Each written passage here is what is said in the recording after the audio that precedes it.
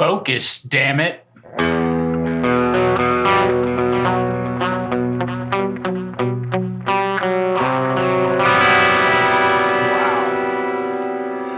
Yeah, get a load of this thing. I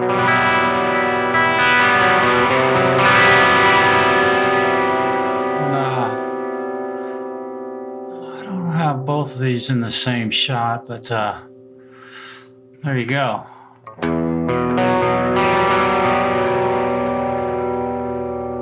My brother Bill, hello. My other brother Mark, hello. And my other brother, the Falcro, hello. Howdy. And Camellia, hello. Wow. Wow, thank you, Falcro. Wow.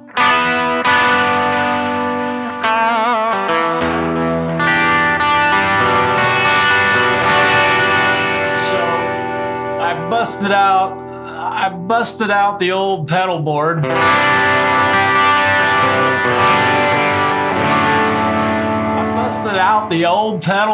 Quentin, hello. Brad, my goodness. Hugh. Wow.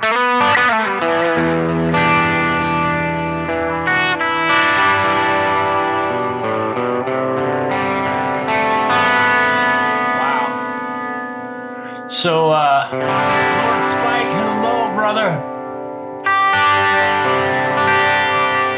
My goodness. Wow, thanks, Bill. So, I'll tell y'all what I'm doing for my guitar sound here in a moment. I'm going to bring my vocal volume down just a little bit. I think I'm clipping slightly.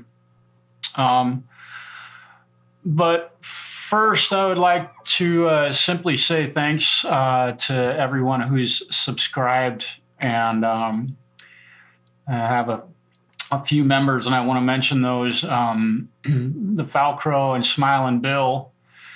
And now the Falcro has gifted a few people some memberships, which is pretty cool for YouTube to be doing that sort of stuff.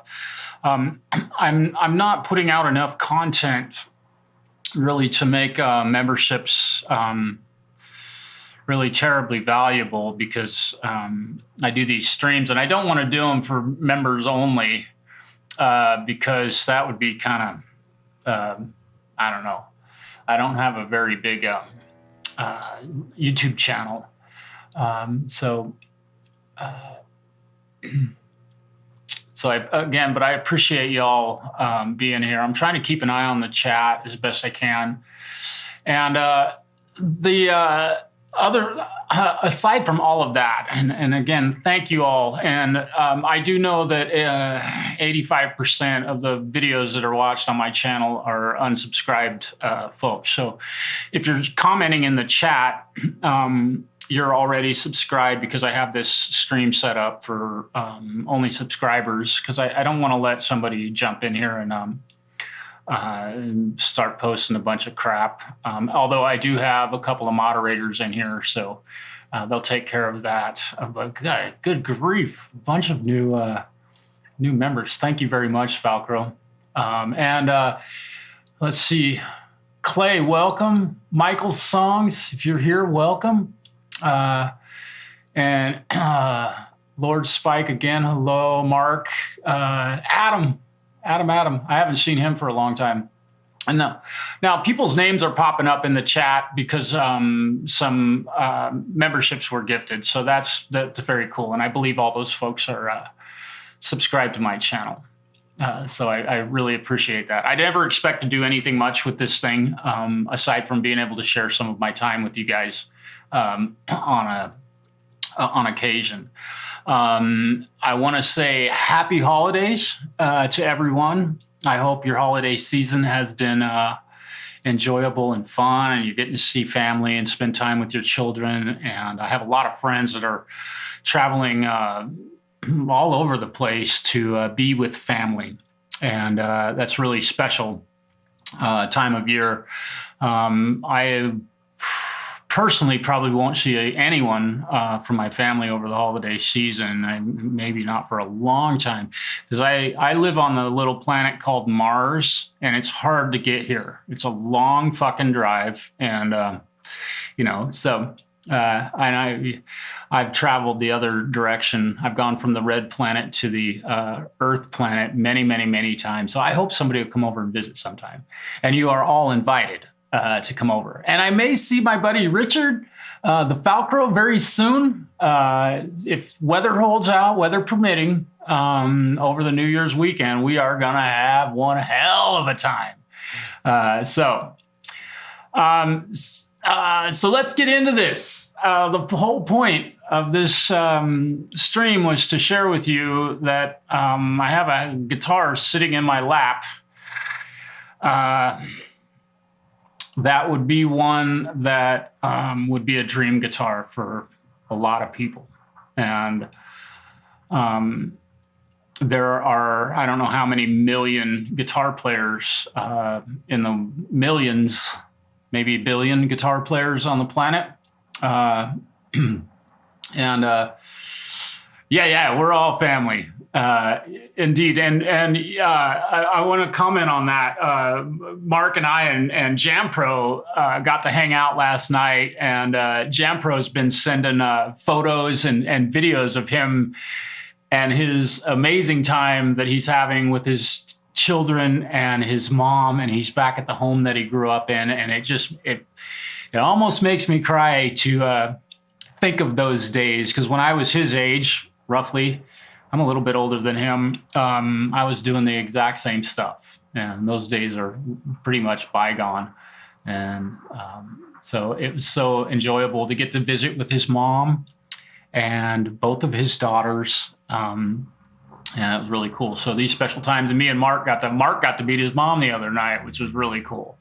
So, so the holidays have been really a wonderful time for me so far. And we'll get into this thing. We'll call it a thing for the time being. It's this beautiful thing. Let me make sure. Now you can't see it. You can see look at that. That's, I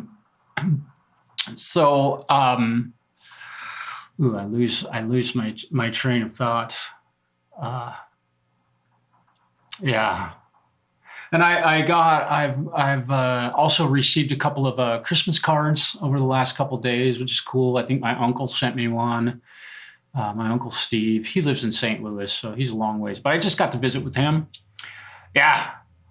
And see all that stuff, Mark. That was really special. So, I hope that you, wherever and whoever and whenever, wherever you are, you get to spend this holiday season with family. I'm not a religious person, and Christmas is kind of what I see as a way for businesses to make a lot of money. So hopefully you're contributing to that by buying from small local businesses versus Walmart. And if you have gone to Walmart, that's fine. But go to a small business and buy something, because it'll help somebody keep the heat on in their house, or pay an employee like myself. I've only purchased, I was wearing the same shirt last night. I was going to change it, but I had some trouble with OBS right before I got started. So I'm wearing the same shirt. I may change it during the broadcast here, because we all know how much I love taking my shirt off. Over the holiday season, I've been busy as a guitar tech, repair technician, luthier, whatever you want to call me. I've never gone to luthier school, but I've been working on my own instruments and thousands of other people's guitars for many years. And we have been very busy at our shop. Lots of people coming in to buy gifts for family members, young kids. There are many young people getting guitars for Christmas this year, which... They're not getting a video game. They're getting a Christmas gift. That's an instrument that they can learn to play. So it's really a blessing to get to do that. And, for me, this time of year, is always been a very musical time. When my family would get together on Christmas Eves, me and my brother, my two cousins, my uncle Steve, my sister, my brother-in-law, and numerous other wives, husbands, children. For me, I had the Taylor guitar hanging over on the wall there, and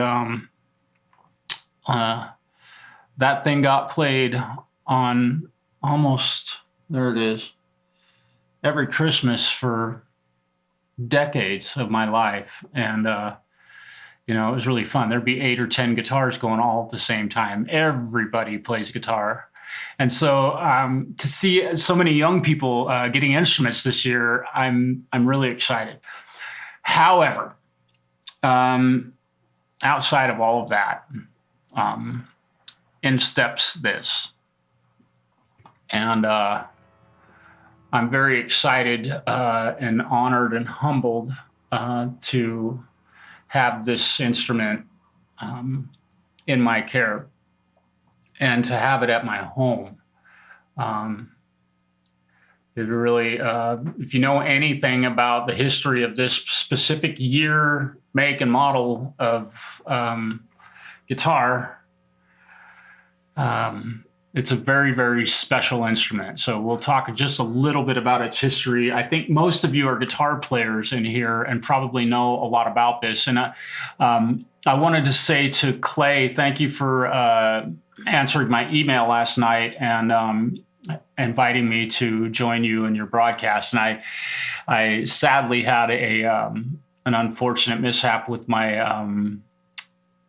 my audio last night. And I was playing this guitar and software cut out on me. It was just did it by myself or all on its own. And I'm running through a very old computer. So that's probably a big reason why. And also using free software, which can do whatever it wants. But this, so Mitch, welcome, brother. And Lord, you're absolutely right. Hello. And happy holidays and Merry Christmas to everybody. So this Les Paul is legit 1974 Les Paul Custom. And I believe they call it Arctic White. And this is yellowed a bit. And I've had to do a few things to it to not make it playable, but to make it more playable than it was when it arrived in the care of the owner who purchased this guitar. Again, it's a 1974 Gibson Les Paul Custom. And this is one of the most highly sought after Les Pauls you could hope for, right next to a 59. There are a few others, 52 would be pretty cool because it's the first year. But if you're familiar with a little guitar player, and he was a very little guy named Randy Rhoads, you'll understand why I am so humbled and lucky to be playing this guitar today. Because this exact year, make, and model is the guitar that Randy Rhoads used to record most of the Blizzard of Oz record. And, rest his soul. He died, I think, at 24 years old, and he's no longer with us. And had he lived, we would all be calling him the greatest guitar player in the world, maybe right next to Eddie Van Halen. So really a cool thing to have this instrument in my lap right now. So I'm going to play it a little bit tonight and share a little bit about the details and why I understand why a guitarist of the caliber of Randy Rhoads chose this guitar to use, to play.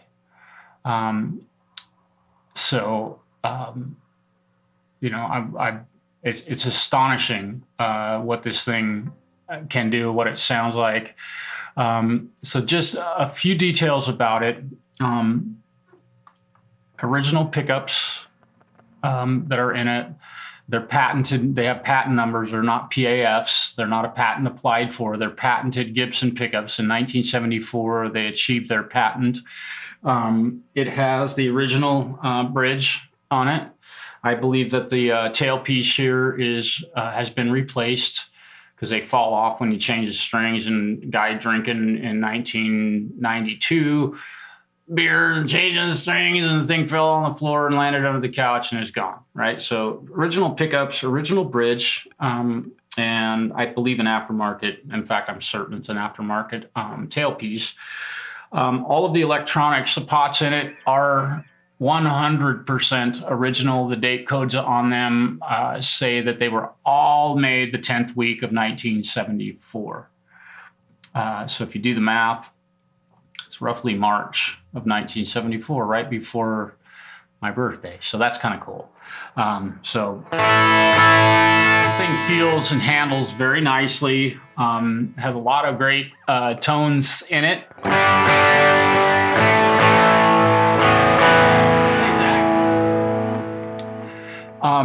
Now, when I'm playing, I'm going to tell you a little bit about my guitar setup. Let's talk about this for a moment. I figured since I had a 1974 Gibson Les Paul, and here's a little bit closer look at this thing. The light in my room, it's still fairly dim in here. I had beautiful, bright sunlight this afternoon. You can see the finish on this is just gorgeous.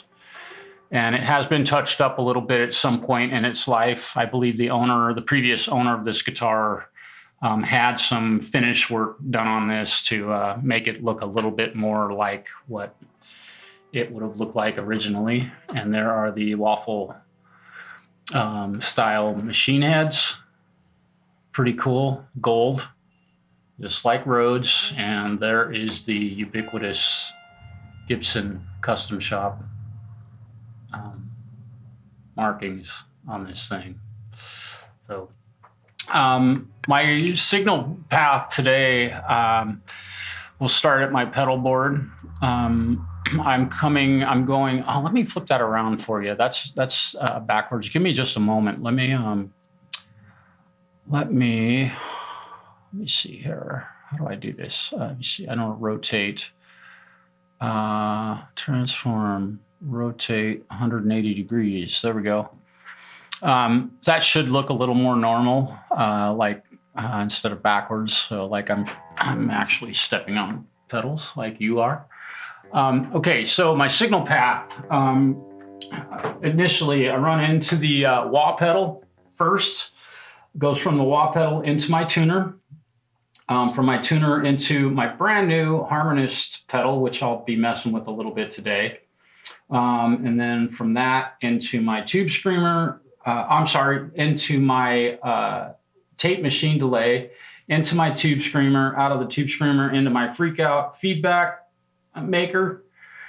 And from that into I take that back, into the small stone, tube screamer, small stone, freak out into the front end of the amp. And right now, that's my clean guitar sound. Turn all the effects off at this point.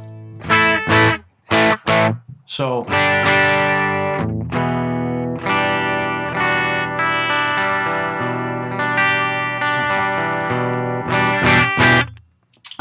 real straight, clean guitar tone, and my amp is a 2-channel amp.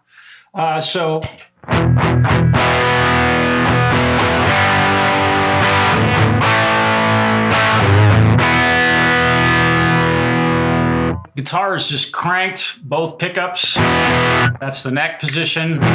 There's the bridge. I'm sorry, that was the bridge position. Neck position. So the amp in the overdrive channel, when this blue light is lit, that's the overdrive. And when it's off, that's the clean channel. So if I have it pointed at if I have this thing, the camera pointed at my guitar, and it's not pointed at or if it's pointed at the pedal board, you kind of know what's going on. Now, channel 2 is just a boost function for the dirty.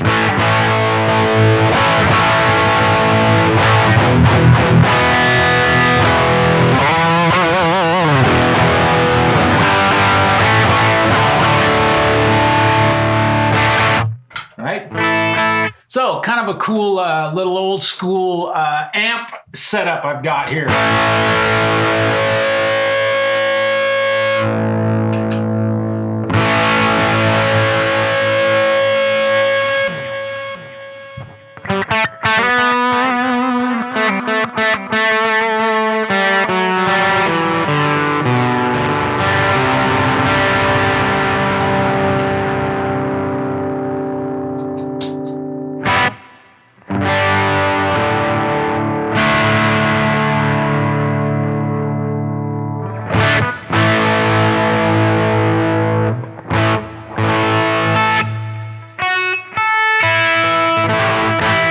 I'm making a few little adjustments.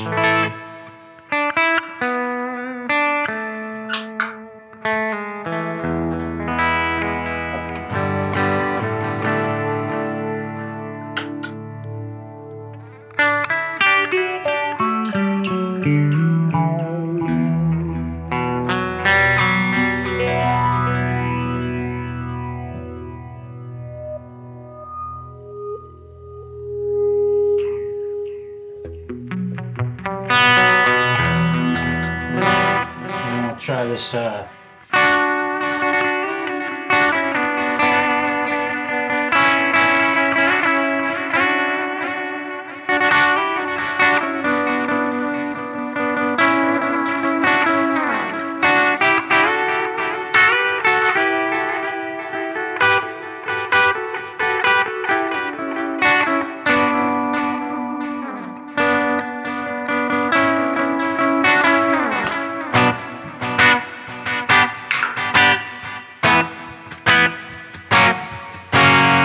Anybody recognize that? Oh, Preston, welcome, brother. Thanks for joining me, man. I appreciate you being here. I wonder, Preston, are you going to go live later on tonight? Maybe do a midnight, late night thing, I wonder. Let me see. What did you say, Bill? Thanks. Oh, Bill's, y'all know my son of Chris. Yeah.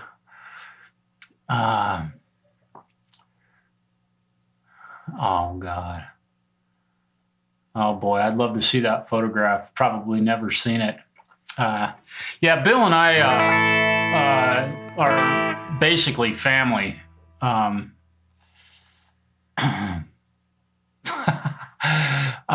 Bill, of course, he was my one of my uncle's best friends. The day I was born, he may have seen me a few days later or held me that day. I don't know.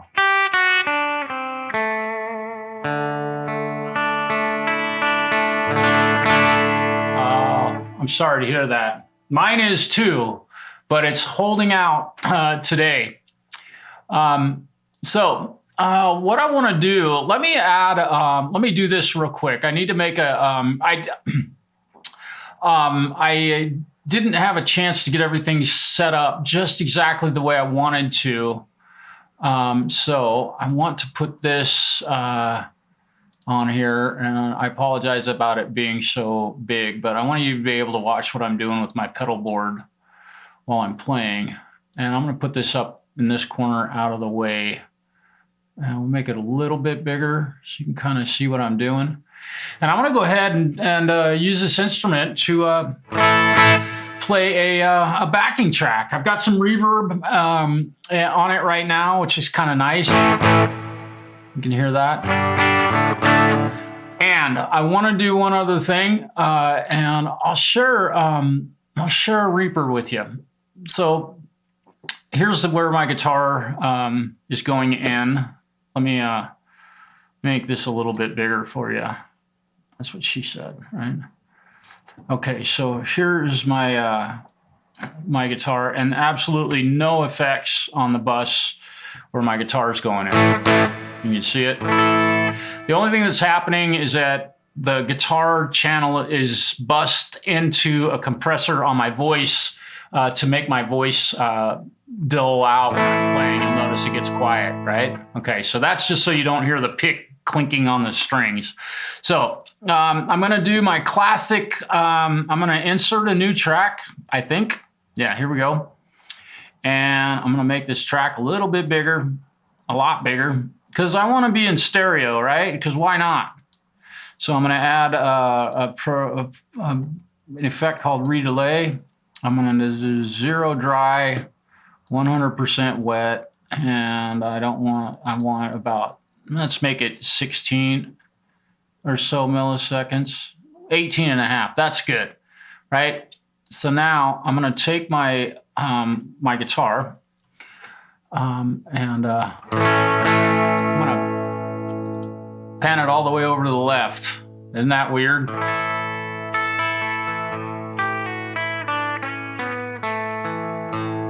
Hopefully y'all are hearing that in your left ear and not your right, or your right ear and not your left. Please correct me if I'm wrong.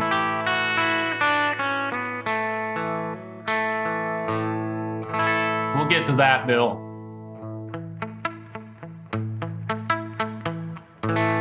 So now we're in left ear, I'm hoping. And I'm gonna take this guitar and route it here to this channel. And it's pre-fader. And we're gonna pan it over to the right. And so now we've got a nice,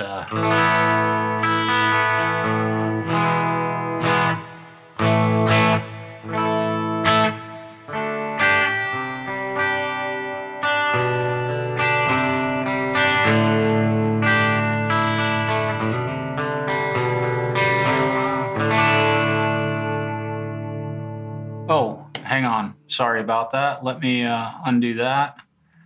And we'll do that. Now we got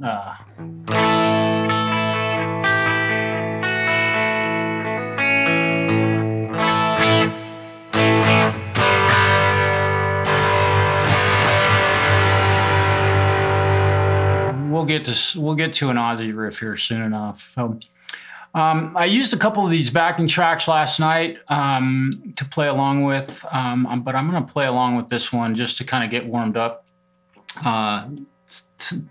today. Let me split that track. I want to move this over a little bit, and let's see what this thing sounds like. I don't know what key it's in. Hopefully my balance and my volume is okay. Okay, here we go. I'm gonna put this back here. Yeah, there we go. You can see my pedal board. Let's see what this. Let's see what happens. All right. Woo.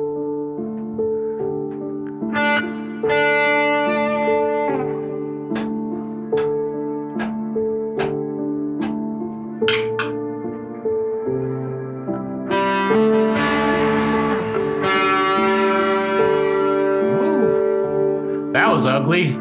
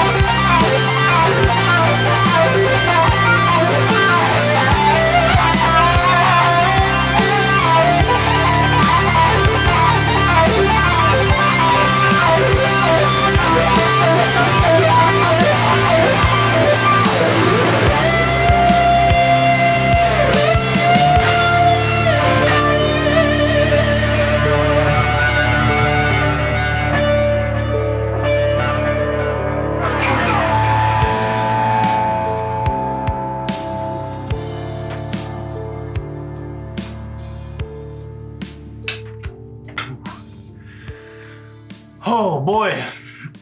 Ask me if I understand why a guy like Randy Rhoads picked this guitar to record a record like Blizzard of Oz. Holy smokes. Lars Guitars, hello. I want to say hi to everybody. Zach, hello again. It's great to see you. I hope you're having a great holiday. Lars, you too. Wow. And Axiom, hello. I saw you here a little bit ago. I hope you're doing as well and having a great holiday season. Yeah, thanks, Mark. Yeah, the like button, it helps a little bit of interaction with YouTube. And my channel is, not that this is all at all what this is about. My channel is growing pretty steadily. It's very slow, but it's growing steadily. And I'm trying to do more content like this to just share with people, some information about some really amazing guitars that I get to have in my possession. And a lot of guitars that nobody will get as close to. And, it's possible, and the Falcro knows, I have photographs of him with the 1952 Fender Telecaster. So you want to talk about a holy grail guitar, I don't know if I doubt this one will still be here when you come over to, if you can come over to visit Falcro. So we'll see what happens with that. And you may have noticed when I started that, the guitar had fallen out of tune pretty dramatically.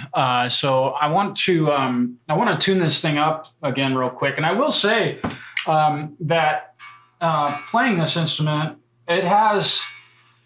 you can watch my tuner down there, and you can hear it. After all of that playing, and I just tuned the G string by ear. It was out ever so slightly. Even after all of that, people complain about Les Paul's not staying in tune. You can see that this one isn't out of tune far enough to even worry about. I mean, this thing is holding tune damn near perfectly. So those small adjustments were needed.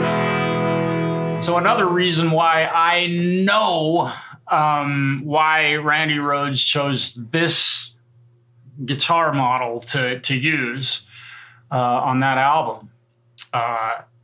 And having had fairly brief opportunity thus far to play this thing, I'm telling you what. Now, hey, Dwight. Hey, dude. I know you got a couple of Les Pauls and pretty sweet custom shop Gibson Les Pauls, and I think a Flying V, which, those things are magic, brother. But you don't have one of these.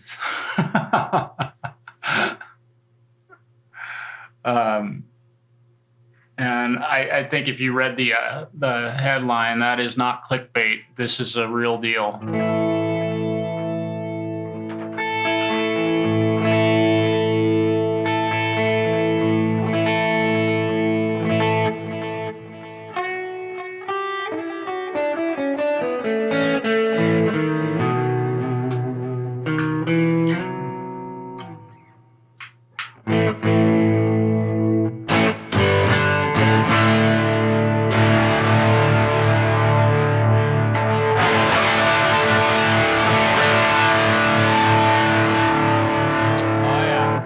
We'll get into that. I thought I'd, let's see, kick it off, right?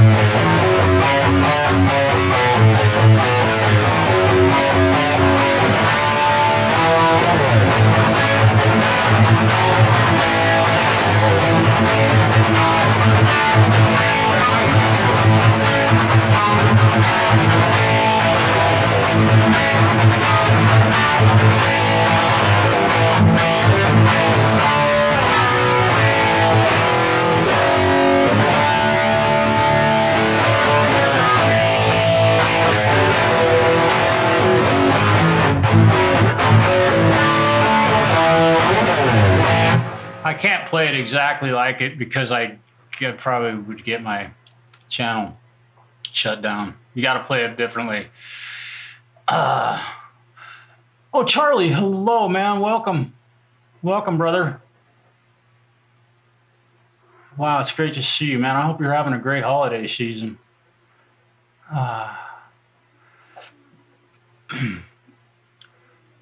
And, you know, Dwight, you have so many beautiful Gibson Les Paul Customs. I have got to know, have you ever played like a 59, the Holy Grail? Yeah.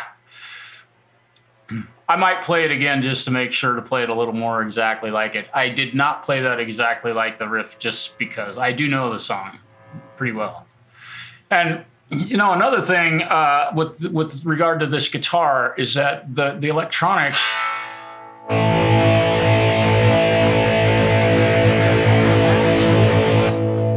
they work perfectly. They just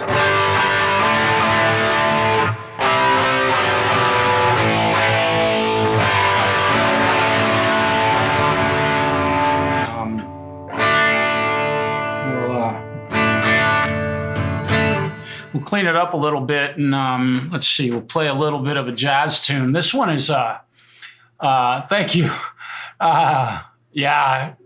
Oh, I wish you could play this one, Dwight. You would, oh my God, this thing is so, and it's seldom that I get to actually put my hands on a Les Paul Custom. When I worked for a corporate guitar chain, I'm not going to mention their names because I'm not a fan of them to this day, but whatever, Bill. Do you guys don't buy one thing that Bill, well, you could buy all this. Well, anything he says about me is probably a lie, but nonetheless, that guy, that boy can play. And I've praised him many, many times. Got an R9. Okay.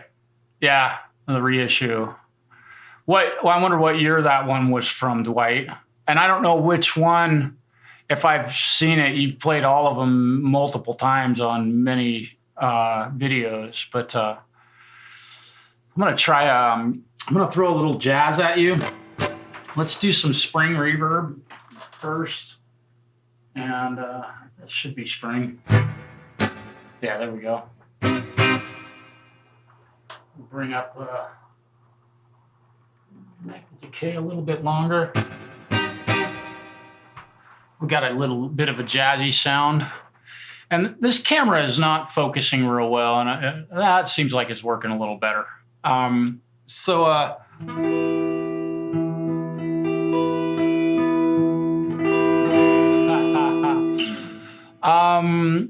can't, who was this?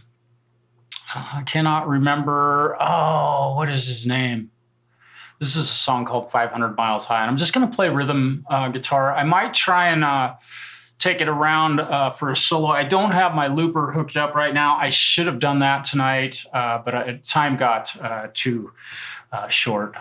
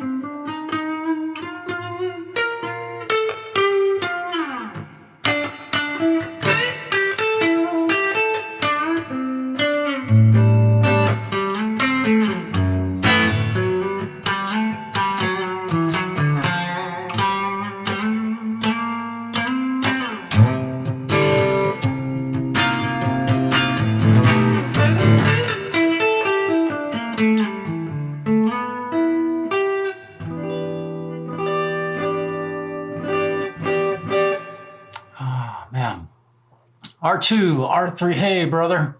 Welcome. No, that wasn't Steve Horlick. Let me look up who that was. God, I can't believe I can't think of his name. The artist who wrote that song. That is a beautiful song.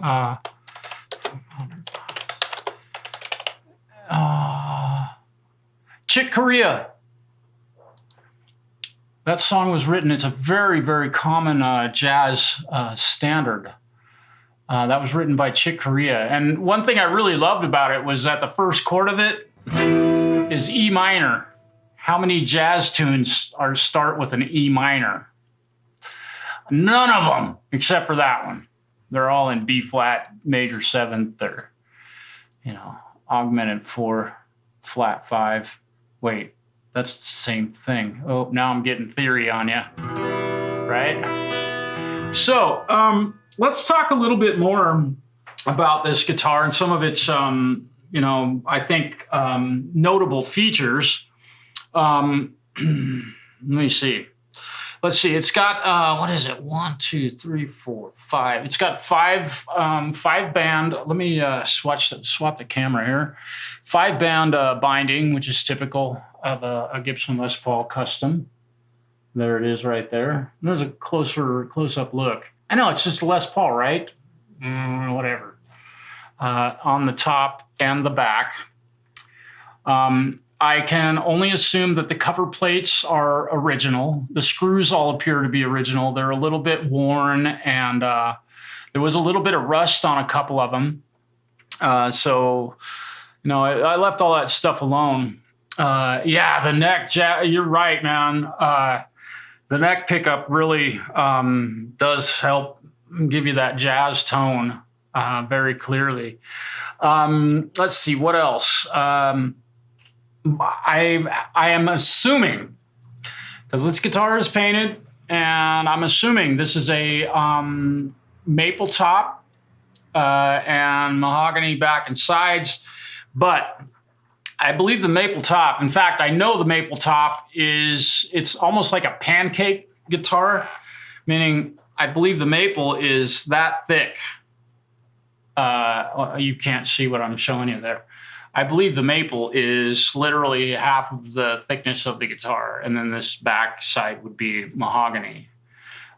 When I did pull the pickups out of them to check for legitimacy in the era where the pickups came from, and you can see I did take photographs of that, and I'm doing my best not to share much of that information out. Speed knob, might have which, yes.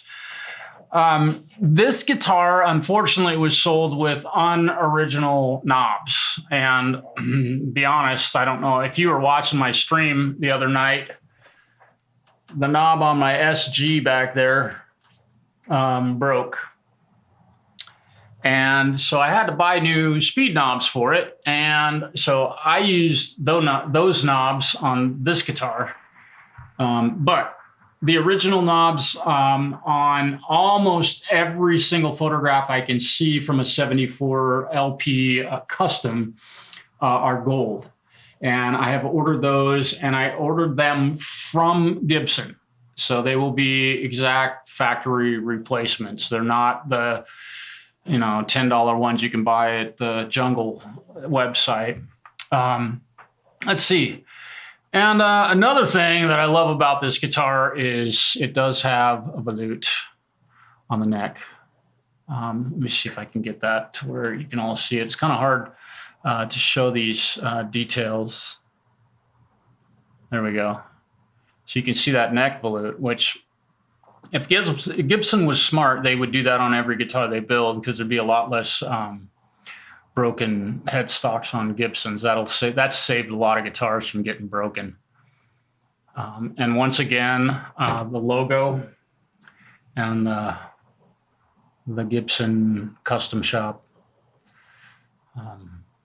It's pretty special. Now, the guitar, I did weigh the guitar.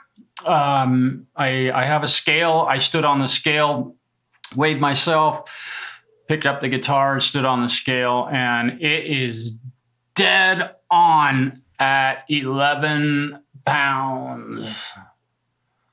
It is a tank. And it's the same weight as my my Cherry Burst one right over my shoulder right there. It weighs almost exactly. The Cherry Burst is, I think it was 10 pounds, 10 ounces when I weighed it. So I didn't have an exact scale. I just had pounds I could go by to weigh this thing. And that was the number I came up with, was 8 pounds. So the thing is definitely a tank. We're gonna move forward here. Let me see, I'm gonna give myself a little more time with this one. I wanna play it a little bit more. Play a few different,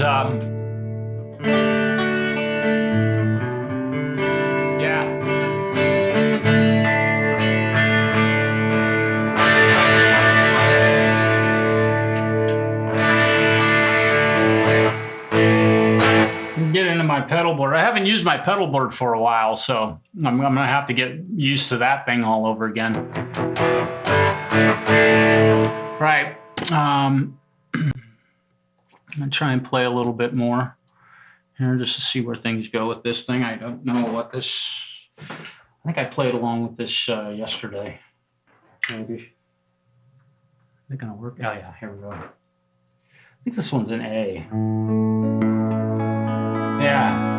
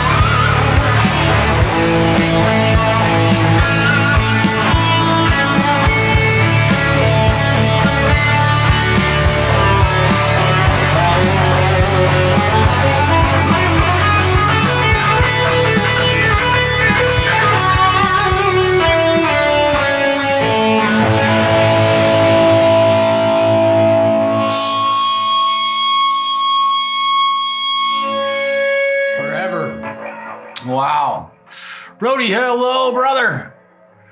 My partner in arms with the old H&K. You'll be happy to see this, bro. You see that? That's it. There it is.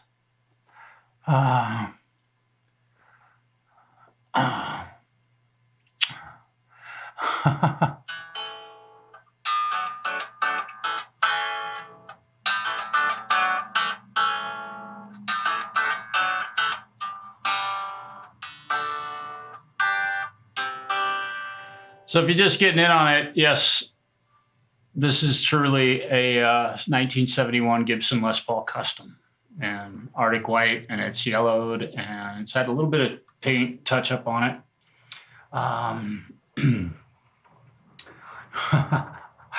Very nice. Oh, there we go. I'm gonna go ahead and keep going with this, because I think with this one I can.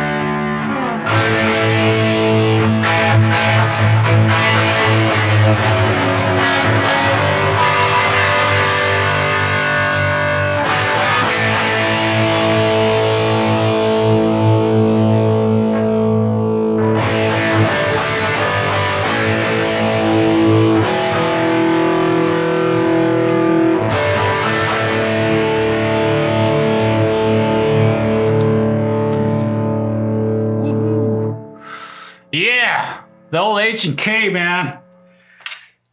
Mr. Rhodey and I know what's up with that. Dude, that amp just sounds killer. It was a little bright. I'm still tweaking it. I haven't played through it for a while. Josh, welcome, brother. Oh, why I'm yelling. Caps locks.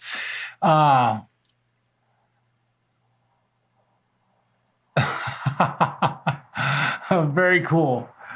Okay, so I've been beating the tar out of this thing, playing through my good old Hughs Kettner. And I've got a couple of gigs coming up next Saturday, 1 week from right now. This thing's going to be on stage with me and my pedal board. So I'm really looking forward to that. Yeah, you'll get to play through it when you. Hope. I have another surprise coming also. So I'm going to have a whole bunch of different type of stuff. I'm going to have a whole bunch of different stuff to play through. If the weather holds out and you're able to come over, I'm going to have a whole bunch of stuff. Yeah, well, thanks, Lord. Yeah, a lot of folks are here. It's really great to see everybody. And thank you all for stopping in and joining me on this holiday season and taking a look at a really cool old guitar. It's almost as old as me, but not quite.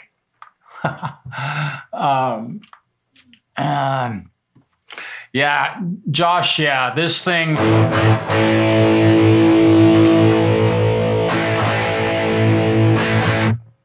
With just no effects.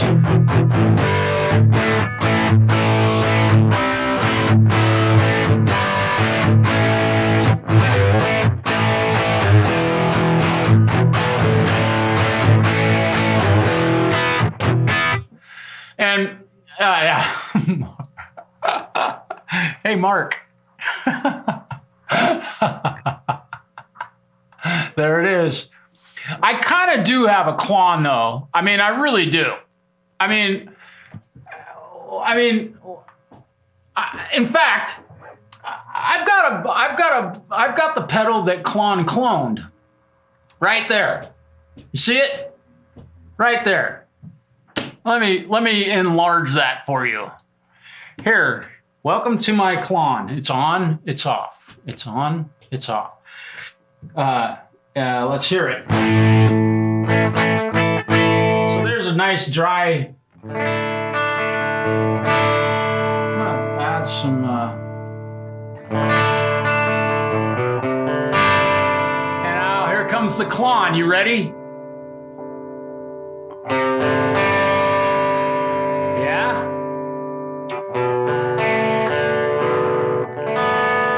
Yeah. Is that Klon like? Am I doing it right?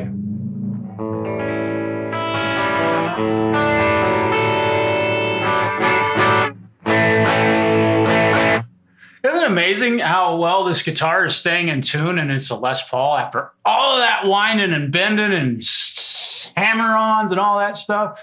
And then I'm not even playing it through a Klon.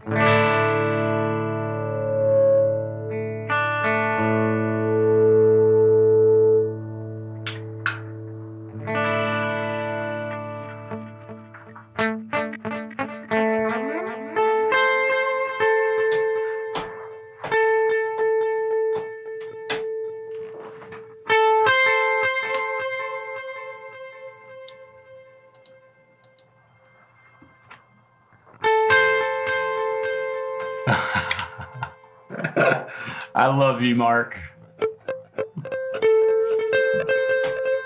Is that it?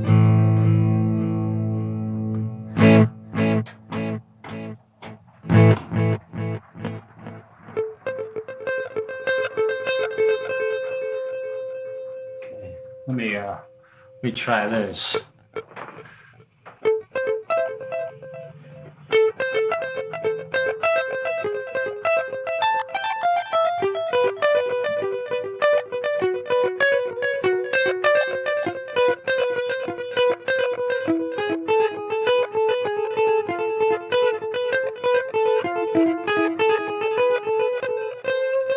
I need to slow that down a little bit. I haven't played this for so long.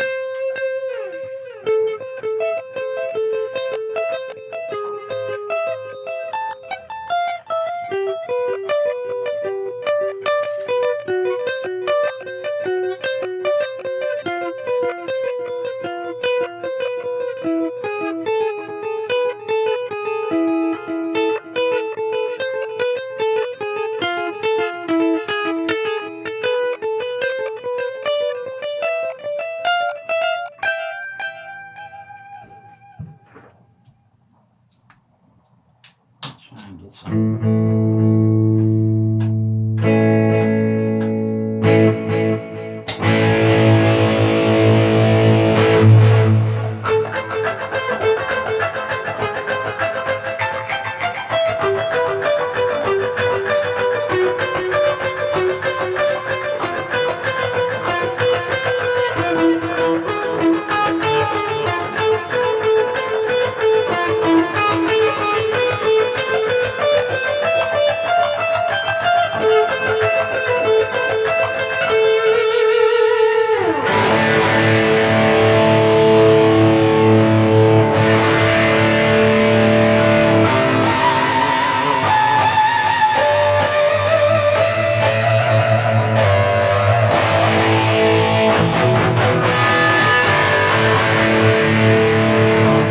This guitar is just holding tune so well. I'm really shocked. Yeah, and a Klon, you could buy half of this guitar if you bought a Klon, buy a Klon. Or, better yet, you could buy a tube screamer and have the same goddamn thing for 50 bucks. Buy the micro tube screamer, the little one. Buy the little guy. Save yourself $59 from buying the big one. I think I bought this pedal in, I don't know, 1994 maybe? I don't remember when the TS9 came out.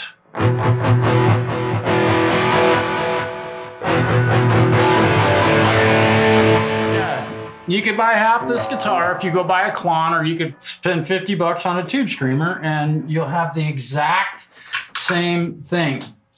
That whole Klon thing is funny.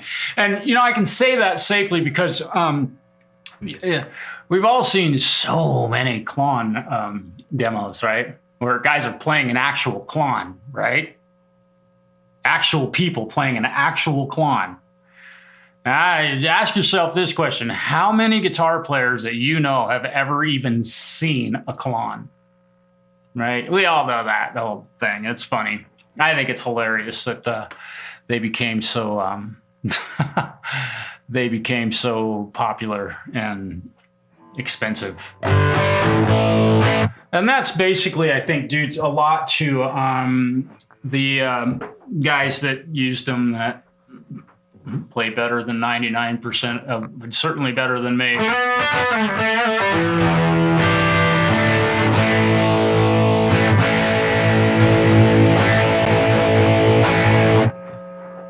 Yeah, got a little buzz in it.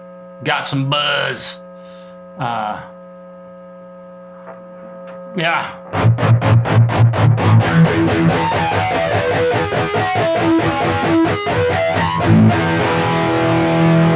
Let's do this again. I gotta try it one more time. Just in all due respect. I'll see if I can actually play this right. Charlie. Yeah, you know, it's funny. I haven't seen it rain as hard in La Grande as it did yesterday for 3 days now. Yeah, the ODR1. That's a great overdrive pedal. Yeah, I agree, Bill. It would be fun to actually play through one and feel it, because I think that's a lot of it. Is it just the way they feel? There's something special about that, I guess. But, you know, if I didn't have my tube screamer, my good old tube screamer, which is always on, even when I'm clean, you know, it's still, you know.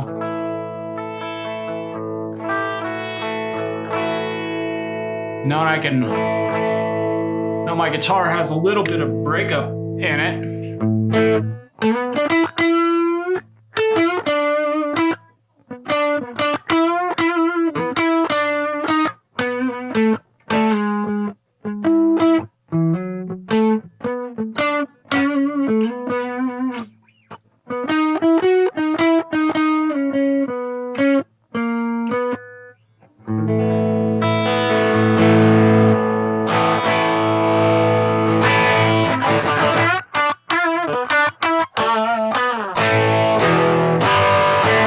And I haven't had to tune it for a while. This thing is really, what I can say, the little bit of work that I did yesterday, I polished up the frets, and I cleaned the fingerboard.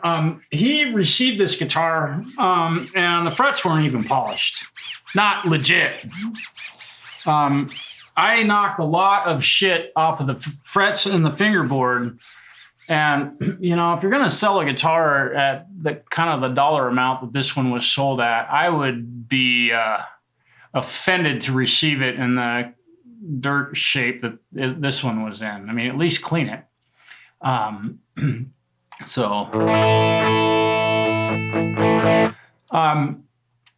But with the work that I did on it, the headstock was kind of dirty. And Dave, my buddy that bought this guitar, I think he only had it for 2 or 3 days, or literally played it for that amount of time.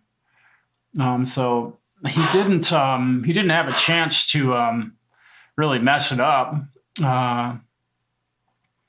So it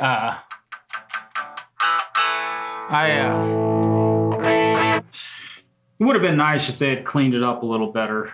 And another thing, I did just another little detail. I did swap out this ring on the instrument. The one that was in it, if it was original, number one, it was rounded out. And it was way too big for the pickup. The pickup didn't fit in there. It's almost like the front edge of it got melted a little bit so that it had this kind of warped. So it was curved like this a little bit. I'm being real extreme, but it had this curve to it. So somebody had stuffed foam in there to kind of solidify the pickup. And I don't know if Dave or my buddy did that or... yeah. I don't know if my buddy did that to the guitar himself or if that was done prior to him getting it, because he said he didn't touch anything on it. So I think that's how the guitar arrived, which is,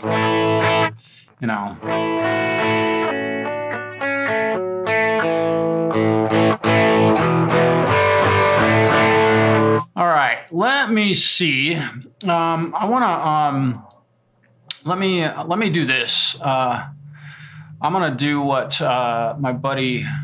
I'm gonna play along with a couple songs here. Let's see here. I think, where are you? Hang on just a second. This will take me a second. Let's see. Is that 970? Okay, so let me open this one.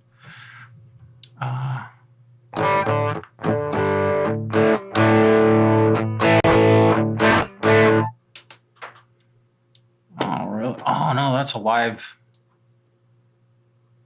performance. That's not what I wanted. I opened the wrong project.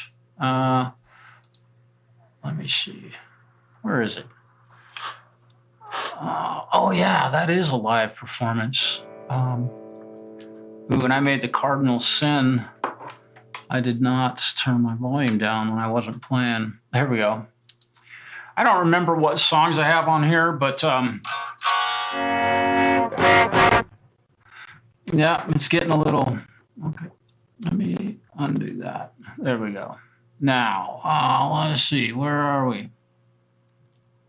Right, long view, watch over you. Oh yeah, that was a cool one.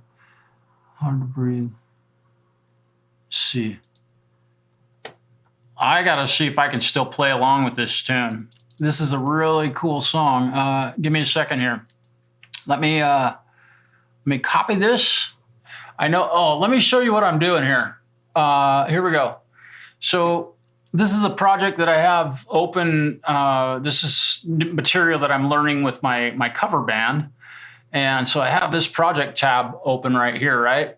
And I'm going to go ahead and go into my YouTube stream. And let me see. I'm going to insert a new track. And I'm going to, let me see. Let me click on this. Whoops, sorry. Stop. Don't do that. I'm going to paste this. I should be able to paste that song. Yeah. Look at that. I did it. It worked, right? Okay.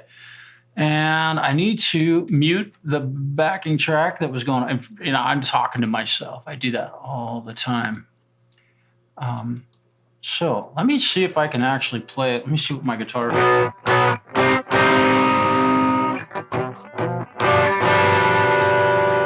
I might be a little bit louder than the backing track. In fact, I'm pretty sure I will be. I'm gonna have to adjust the volume of this. Yeah, I am. I'm pretty. Although this is a master track, look at how that is sausage fest, right? Let's see. Let's do. I'll have to balance the volume here. Let's see.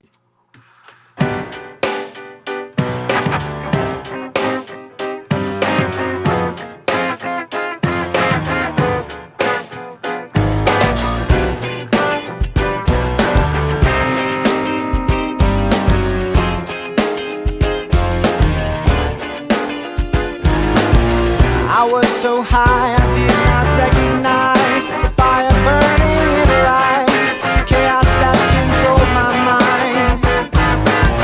Whispered goodbye, she got on a plane, never to return again, but always in my heart. Oh, this love has taken its toll on me. She said goodbye too many times before.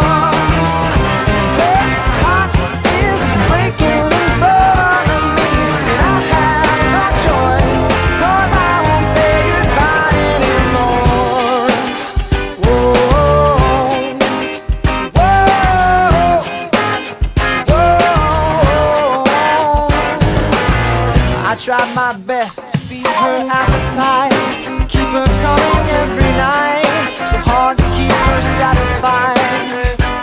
Oh, kept playing love like it was just a game, pretending to feel the same, but turn around and leave again. I put her on. This love has taken its toll on me. She said goodbye too many times before. Her heart is breaking in front of me, and I have no choice, 'cause I won't say goodbye anymore. Oh, oh, whoa,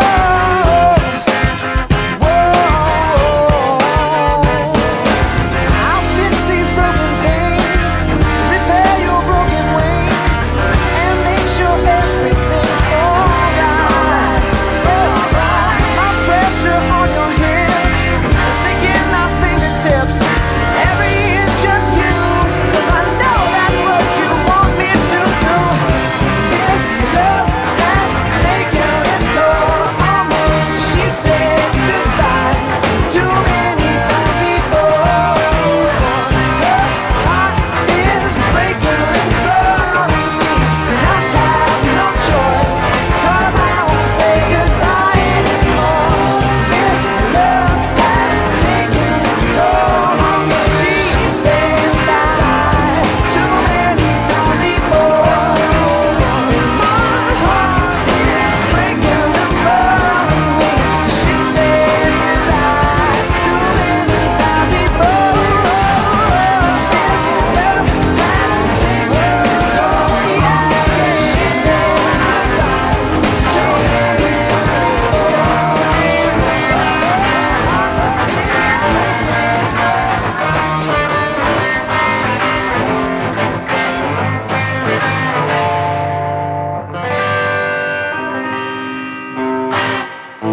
How'd I do, Preston? What do you think? Playing right along with that thing. That is a really cool song. I love that song. The first chord of it, I call it a B half diminished, which is just a borrowed chord for a G seventh. But that is genius, man.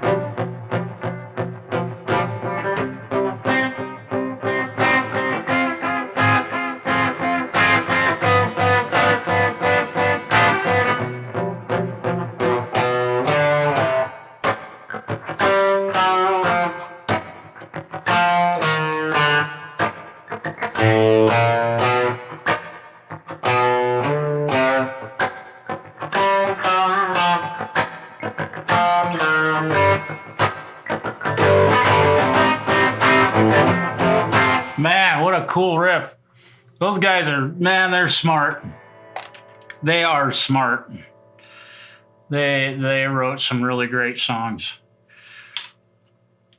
And they're you know, I call it a Manny Vibes. Welcome, brother.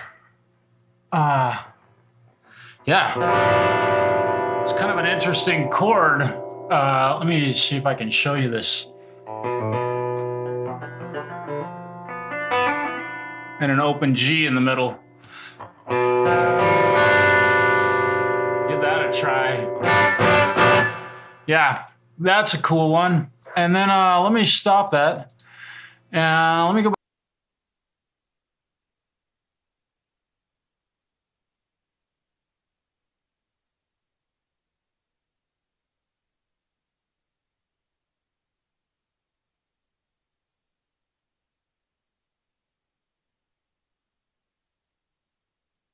Okay, I know. Hang on. Let me paste this in here. All right, there we go. I'm gonna try this one.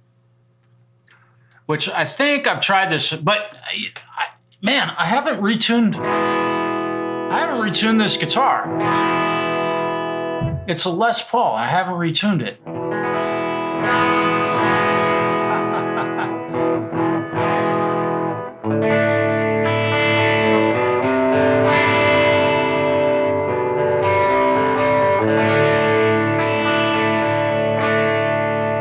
Yeah, and what I do, let me show you what's going on here real quick, just so you guys know. I will lose some audio when I go over to the other. So here's the project that I'm in right now, and I'm cutting and pasting audio files out of this other. You'll notice there's a tab right here. It says New Some People Tunes. You might be able to see that. It might be real small, but when I click on that, you'll hear that my voice, because I don't have my voice wired into that project. So let's try this particular song. This is a cool one. I love this tune. And let me make sure.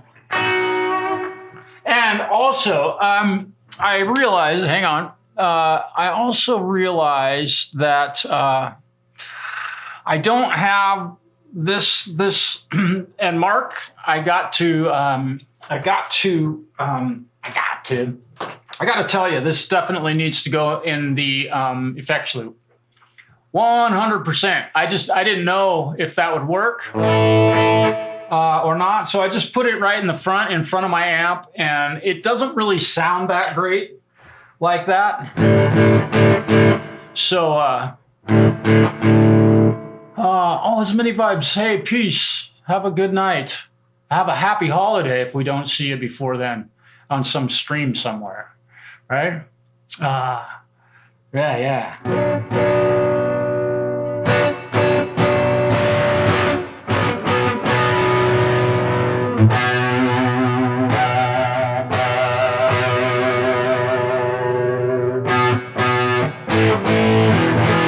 Okay, let's try this. We'll try this one. Here we go. Okay, I'm gonna have to turn that up a little bit. Let me give this thing a little more volume. Let's see, so I can.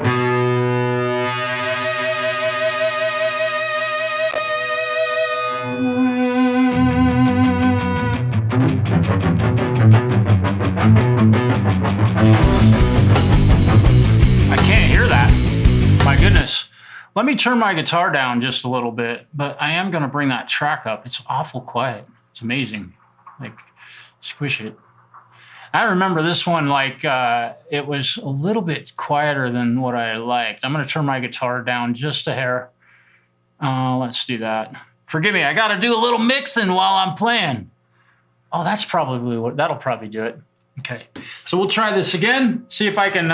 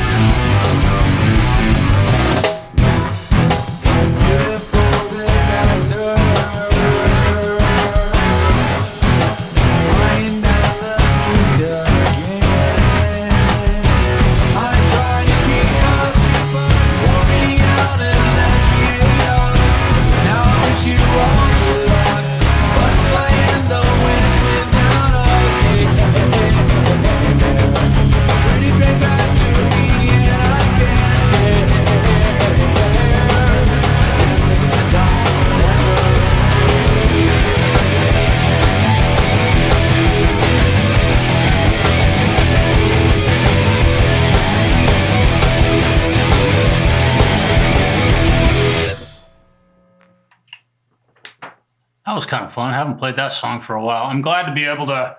I was due. Yeah, I know, Mark, and I really should do. I could do it real quick. It wouldn't take much. I really should. Yeah, I need to move that into the effects loop. We're using the HK. No, technically, no, I'm not. This Tubemeister 18 came, they don't actually, nowhere on the amp or the packaging did it come with anything saying it was a red box.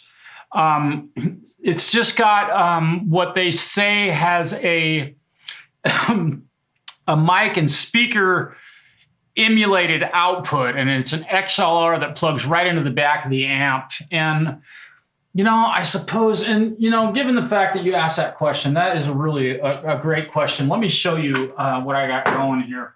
Oh, and another thing about this guitar, it was shipped with this cheesy plastic output jack. You see, like the screws are bending the plastic. This thing is like maybe a millimeter thick.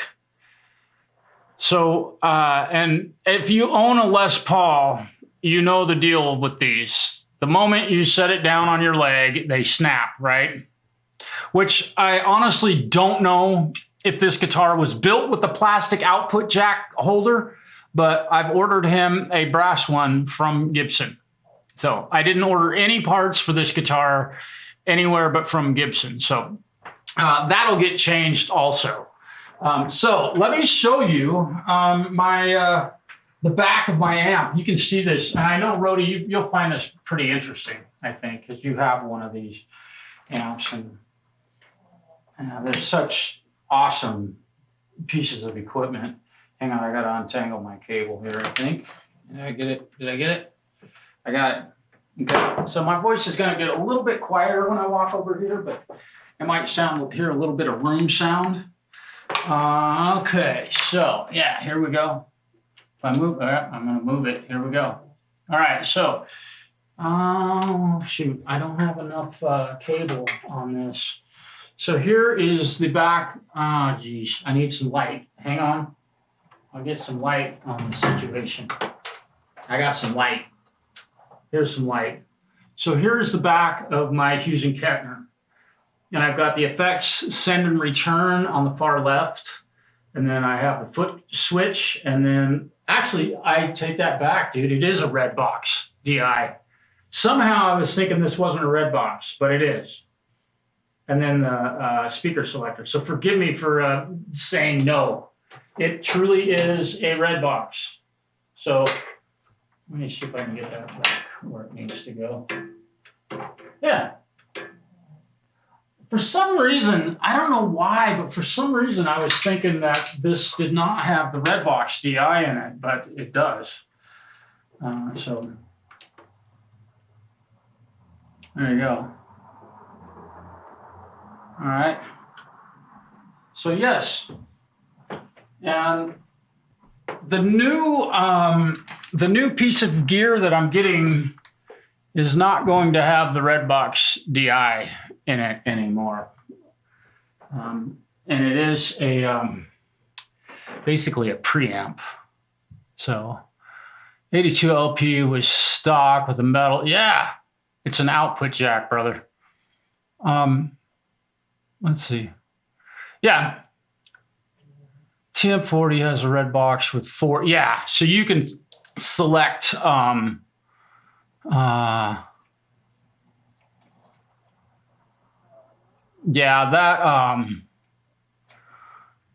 that output jack on that Les Paul, it's pretty tragic. It definitely has been switched because even my my Les Paul standards that I have over there have metal output jack holders, which on this one we'll take care of that. So I have to assume that at some point in time it got broken or damaged or somebody needed it for a different Les Paul because theirs was plastic and it got broke.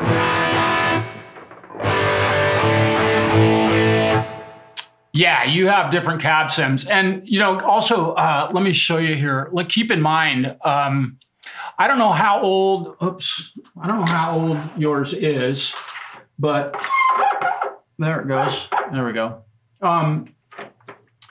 I bought, this is the first year that this amp was released. And I bought this in 2011. And it has absolutely worked. Dude, if you know how many gigs I've done with this, like touring bands don't play as many gigs as I've played with that thing. We were in a cover band playing every weekend. So, yeah. So this is an old model where they didn't. Yours is a 2019. Yeah. So they've updated and upgraded their red box stuff. You know, and with this one. I know I'm just, with this one, I almost used, I've got a pedal that's a cab IR pedal. But I don't feel proper using it with this amplifier simply because it's got a cab IR and I don't want to stack two of them. So I haven't used that pedal.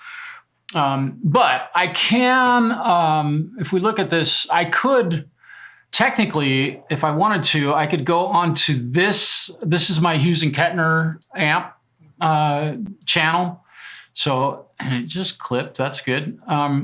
If I go in here, I can go to, I could put this on it.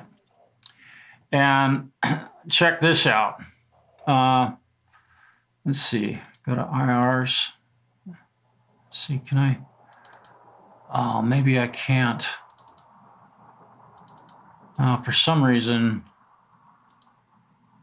I must have moved. I must have moved all my mix IR stuff, but I could put a cab sim. I usually could. Let me remove that. Let me see if I can. Let me see. Can I find that? What is going on? Mix IR2, red 5. Let me look here. Apparently, yeah, the file path, I must have lost the file path on this one. Anyhow, I could put a cab IR on it inside my computer and have, you know, a different. Okay, that's a great question, Mark. Thank you for pointing that out. Okay, so let me get the camera pointed back where it should be pointed. Yeah, here we go. Okay, so the neck profile on this is extremely thin, I should say. I'm not educated enough to say if it's a C or a D, but I have to assume it's a C because it's very, very shallow. And top to bottom, let me get that out of the way. Where are you, board? Let me get that out of the way. Top to bottom, here you go, right? So it's a very, very thin neck, and that's all down its entire length. I know that you're not going to really be able to tell how truly thin this neck is because you'd have to have it in your hands. But I am not kidding. Hi, Emma. Everybody say hello and happy holidays to Miss Emma and Jam Pro Sound, my buddy Justin.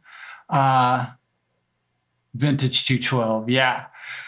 So again, compared to even a 60s style Les Paul neck,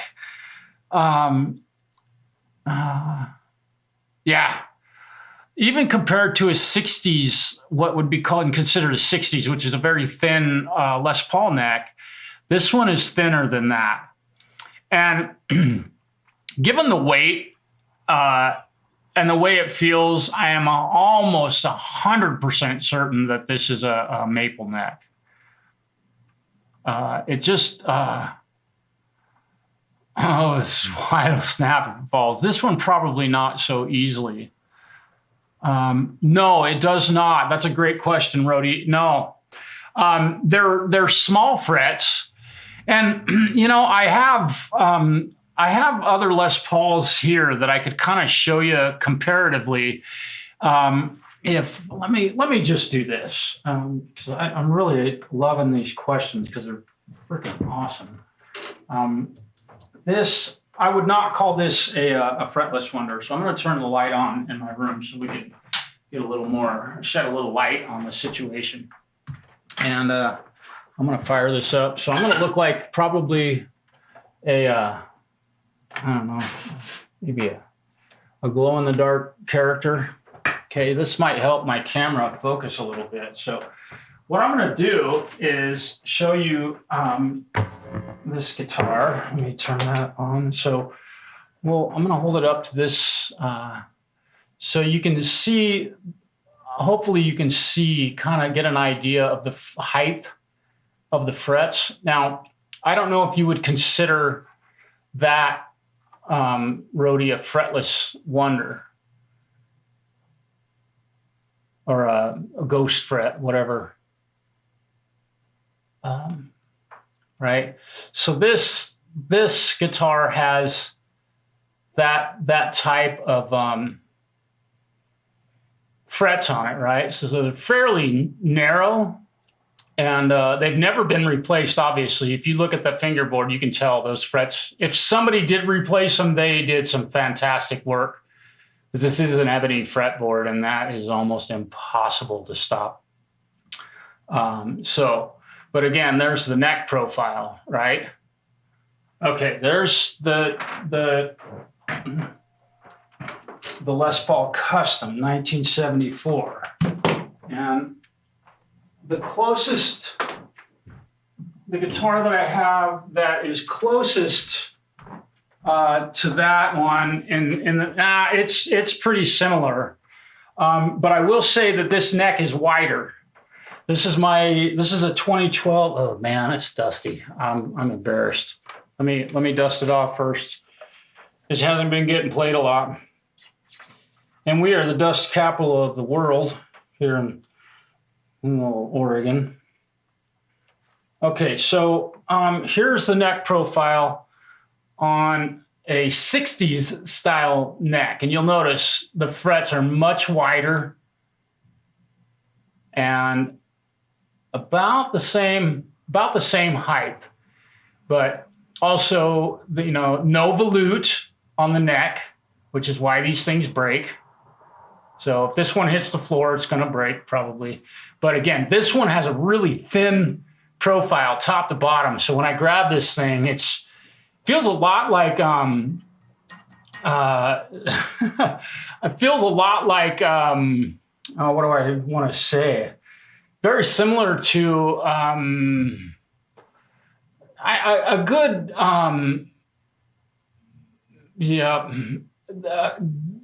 they're very similar to, a good comparison would be like an Ibanez, the speed neck, right? So there's the neck on this one.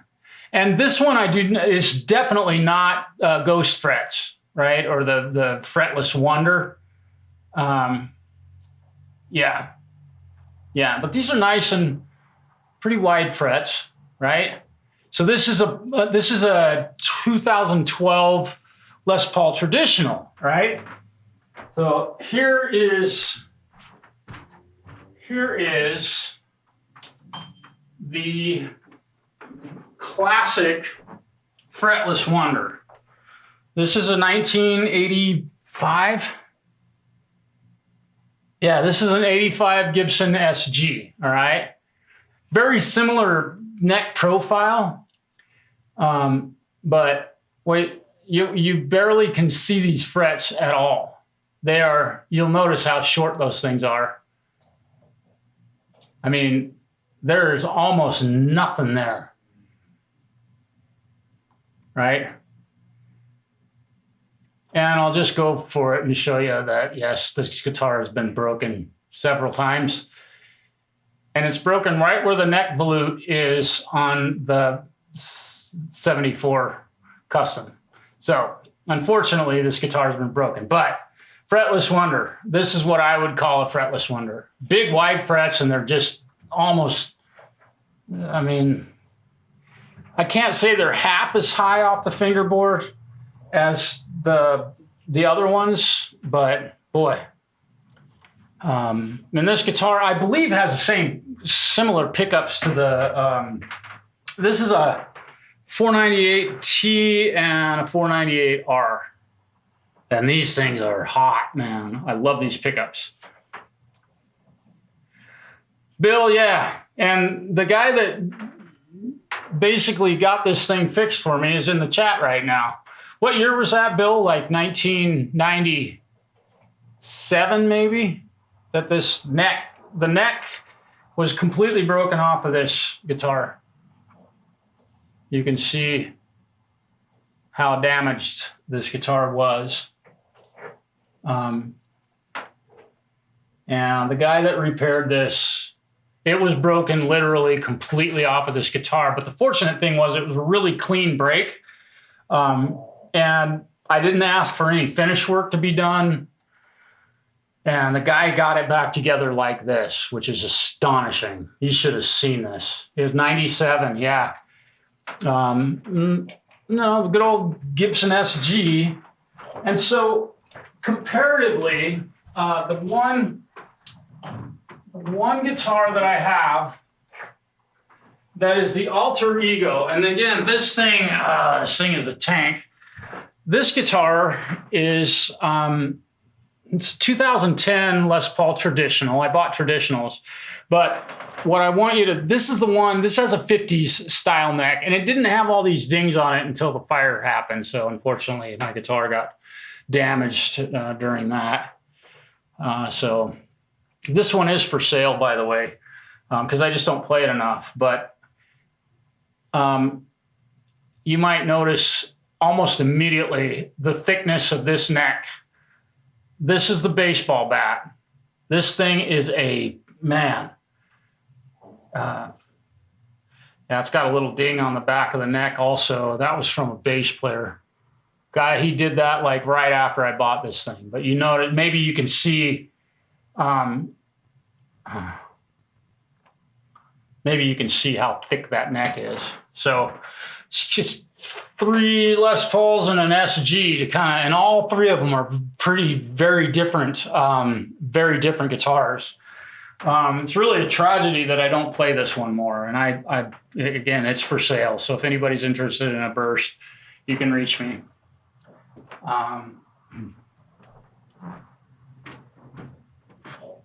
Yeah. But I'm gonna grab a Diet Pepsi. Have a minute.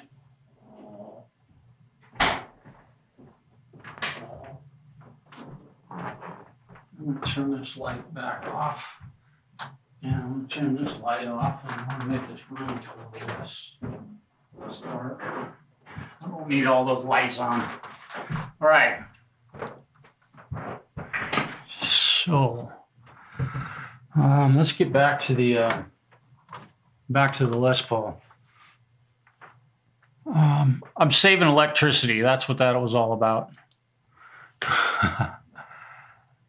A bat neck. Yeah. Bill, I'll answer that. If you want to reach me, you can email me. I don't want to, basically I'm taking offers, but you can look them up and see what they're worth, but I'd rather not necessarily address that on a live stream. There's a certain amount that I will not go below with that guitar.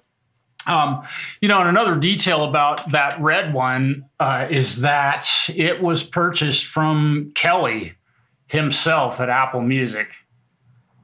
He wrote the receipt he showed me the guitar. He let me play it through a Mesa dual rec that they had sitting there, and he was such a cool guy. I sure do miss that store. Good Lord. It was just like the store that I work at, only it was a great big music store. You'd walk in there and dude's got 59 Les Pauls and probably 74s hanging up on the wall. It was astonishing, the shit that guy had in there. And you know, as a 12-year-old kid, you walk into this music store and all these guitars, and everybody that worked there had long hair, and it was just a classic, really the cool spot where the cool kids hang.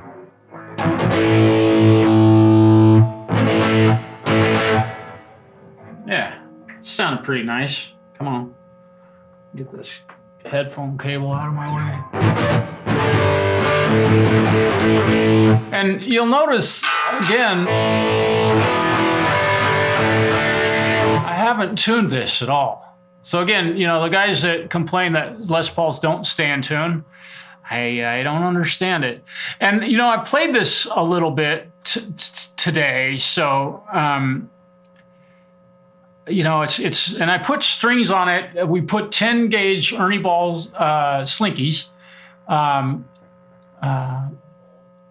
Okay, D is the thinner. I don't know about that stuff. I just grab them like, oh, it's thick. Baseball bat, not a baseball. This is not a baseball bat. And we'll give you another, give you another look at the neck just one more time, so you can kind of have this comparison. Let me turn the volume off on this.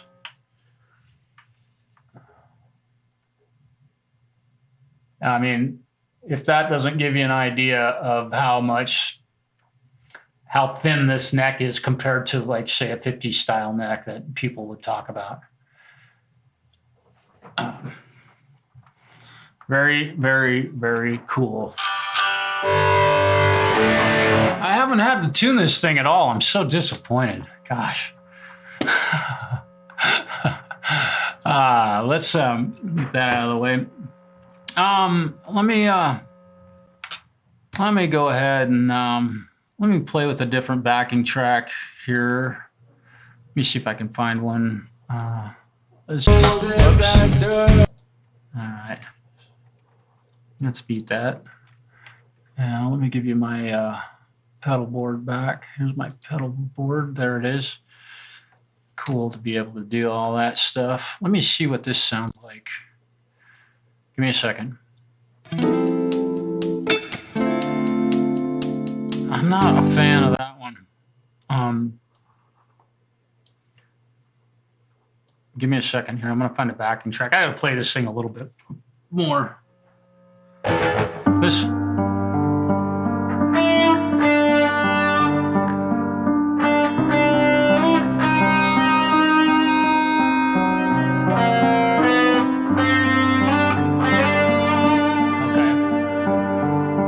So we'll do this one. Okay.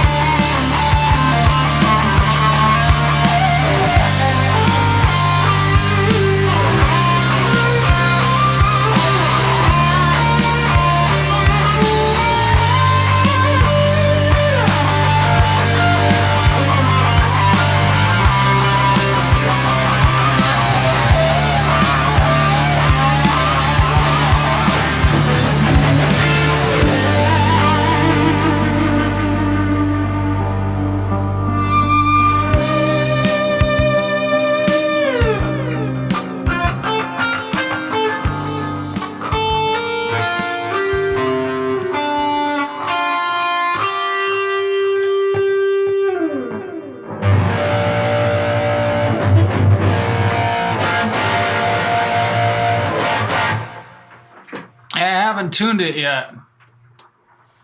Oh, hey, Jack. Good to see you, man. Good to see you. Happy holidays, man. Happy Hanukkah.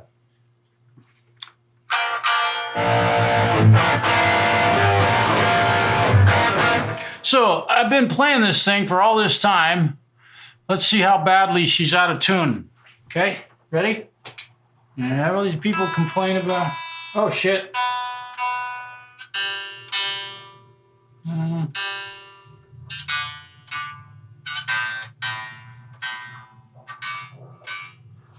Wow.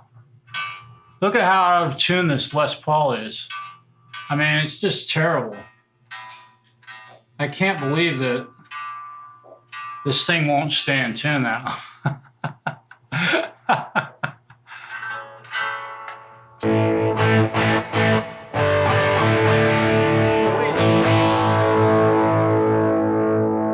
It's interesting that delay got.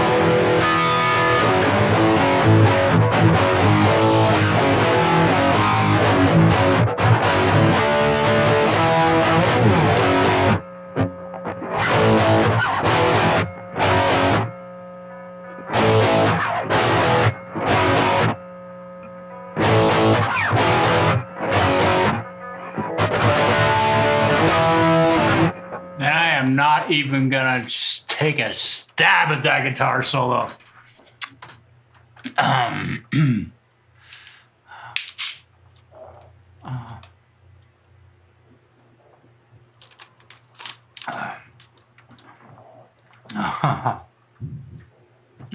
looked into plane tickets, by the way. I did look into plane tickets.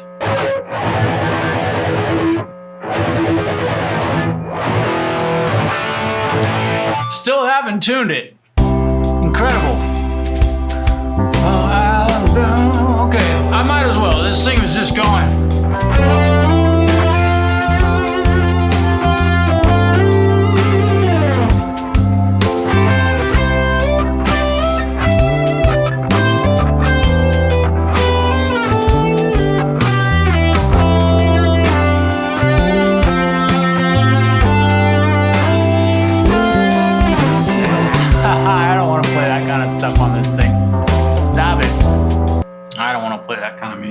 thing. This thing needs some rock. I don't really know any other Aussie riffs. I've so much respect, especially during the Randy Rhoads era. His stuff is so difficult to play and to play right. All due respect, right?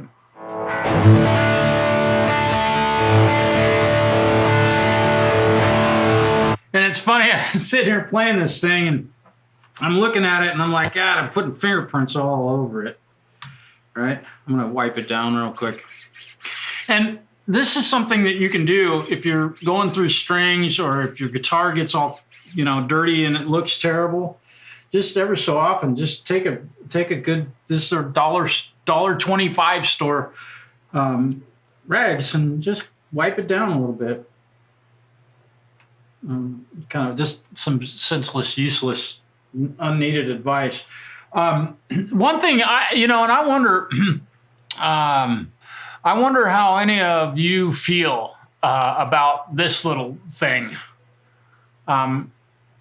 These little finger, if you stuck your finger with these little metal rings that go around them. I mean, the idea is great, but I've heard horror stories of guys getting just fucked up on those things. They reach down to grab a volume knob and they slice their finger.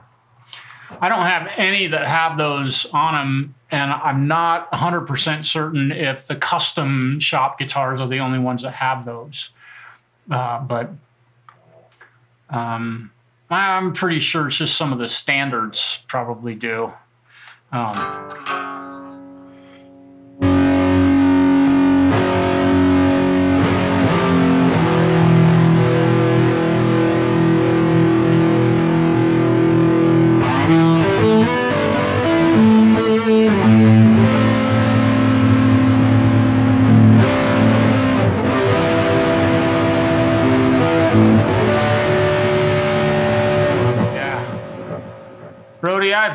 I knew I'd find a partner in crime on that one. Not a fan of these things. I don't know if you've ever been, hi Ian, kind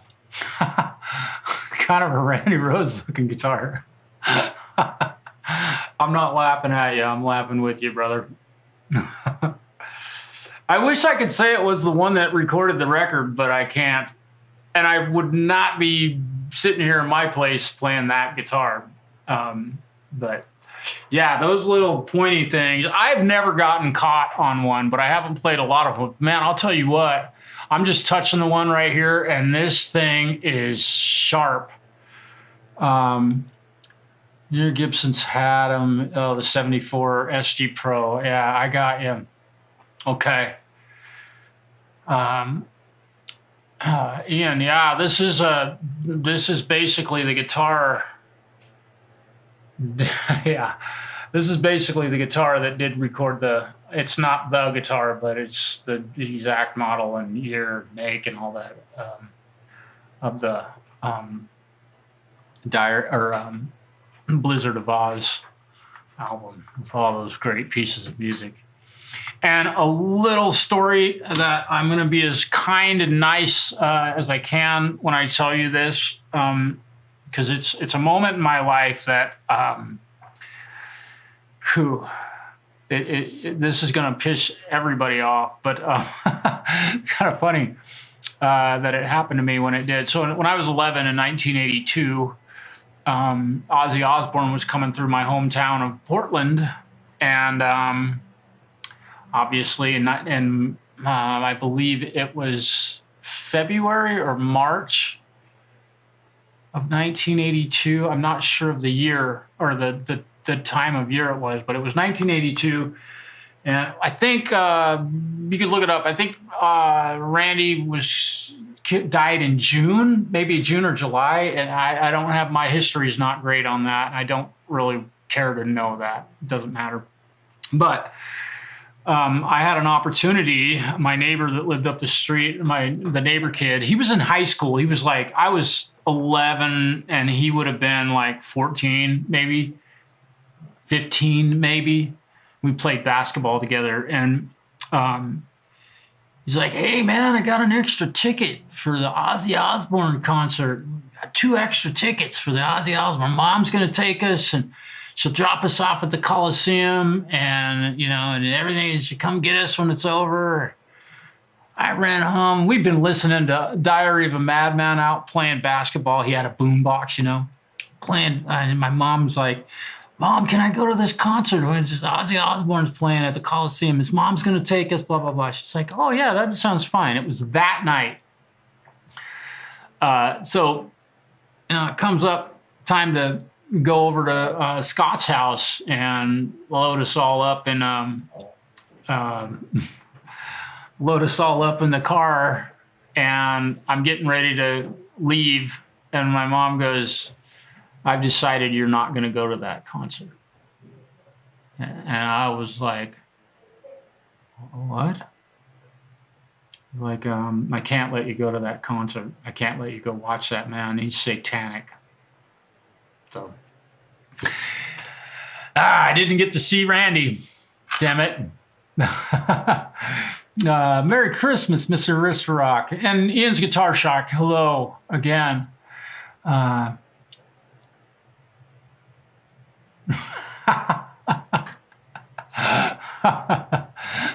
Yep.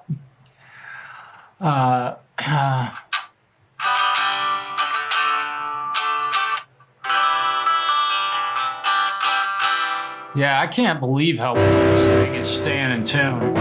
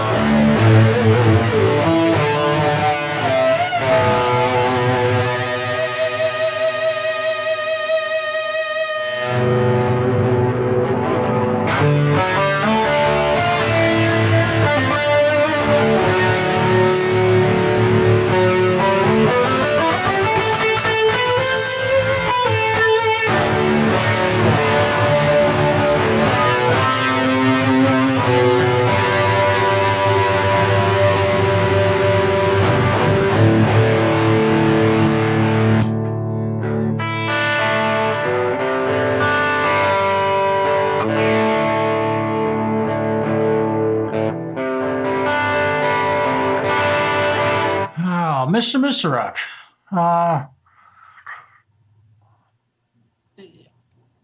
Yeah, the pedal board. Let me show you the thing, and we can go over this one more time real quick. It's kind of fun. I've been collecting pedals for a long time, and I have a couple shelves up above me here that are just full of pedals. We've got the amp switcher. Change channels on the amp, and then so that's overdrive and clean, and that's a boost for the distortion channel. Got a Crybaby Mini wah that turns on very easily, usually. Polytune, of course. And then I've got a Harmonist, which I'm going to put in the effects loop. I just got this pedal literally today. So my first time, I think it was today. Maybe, no, it was yesterday I got it, but I didn't put it on my pedal board until just a few minutes ago, or now a few hours ago. But I haven't really had much of a chance to mess with it. But it needs to go in the effects loop because right now, if I use it, check this out. I'd give you a little sample.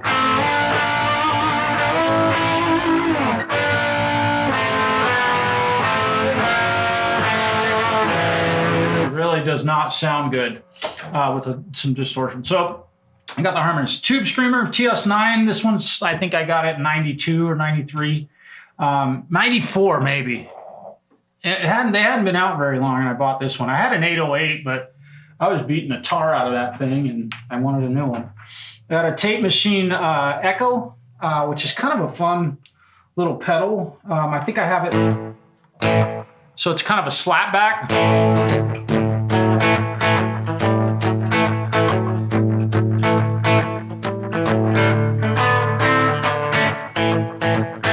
Tape Machine. These are really cool little echoes.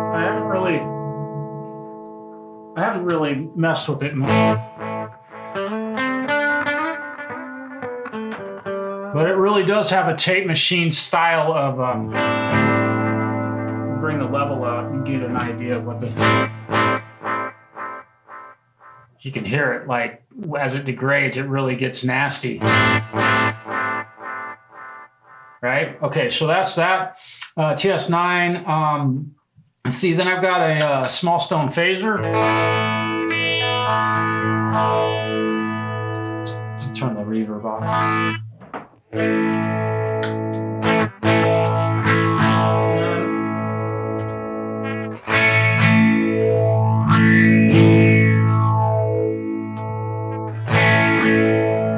Fun one. You got a couple options versus the MXR. I do have a Phase 90, but I like that one. And then the Freak Out pedal, this one's wicked.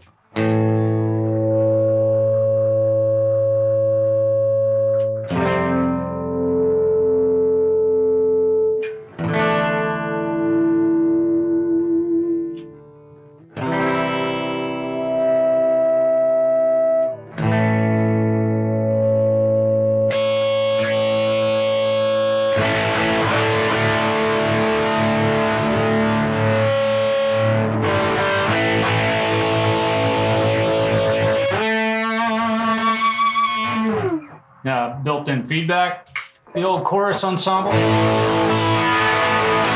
And there is a little bit of a stereo. Yes, I got an effects loop going.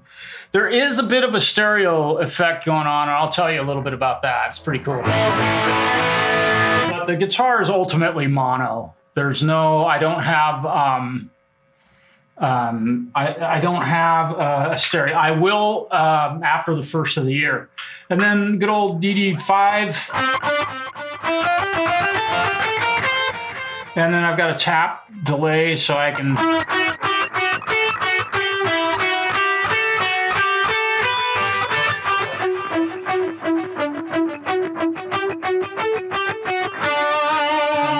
Hall of Fame. And it's set to a spring reverb right now, and I generally like the plate and the modulated delay, which is really cool.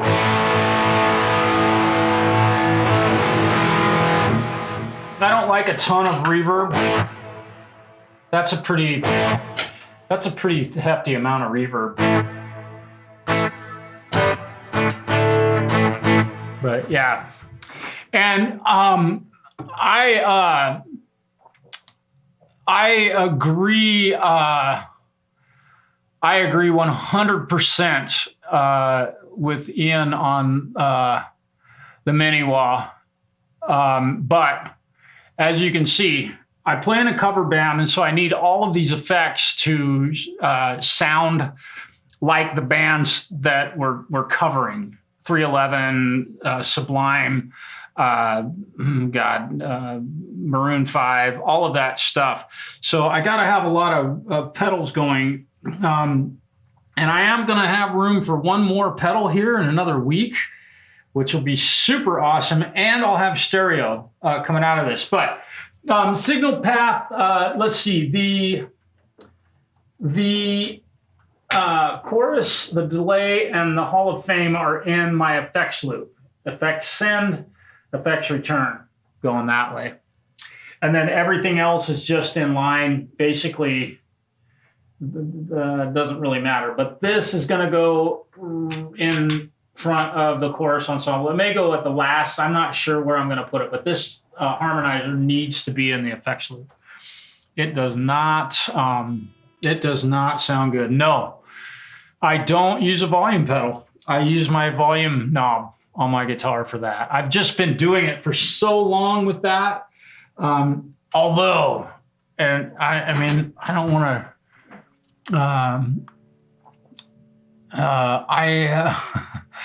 I do have a volume pedal that, dude, you won't believe this.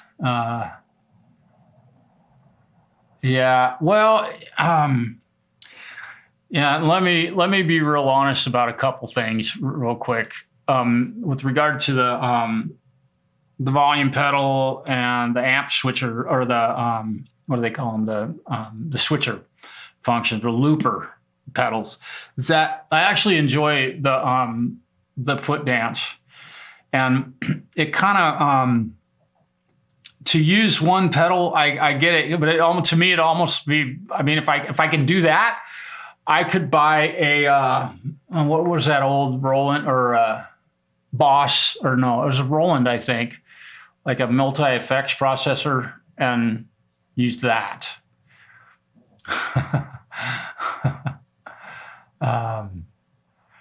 Well, you might be right with that, but not on my guitars. My guitar volumes are absolutely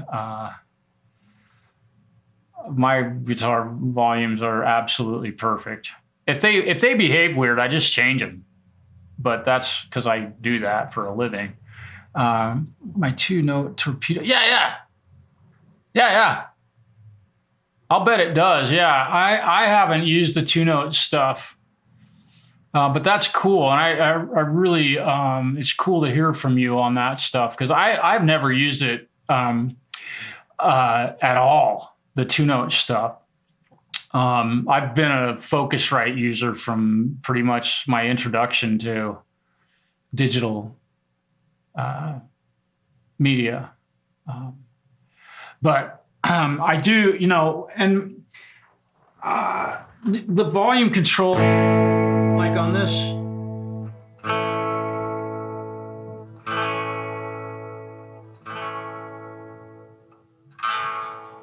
right? So now you're hearing it through the microphone in the room. And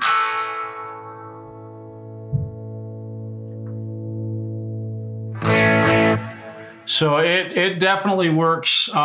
It works pretty well. And all of my guitars behave much like this one. This is not my guitar. I wish I could say it was. I really do. That would be super cool. But I know who owns it, and I know where it lives. So I got an idea. I'll get to play this one a couple times over the years. I'm pretty sure of that. Very good friend of mine. Come on, focus, you goofball. Focus. I don't know. That camera's not wanting to focus. Not that that matters much. Yeah, you poor lefties, I hear you. God. Charlie, you're going to make me puke, man. That would hurt.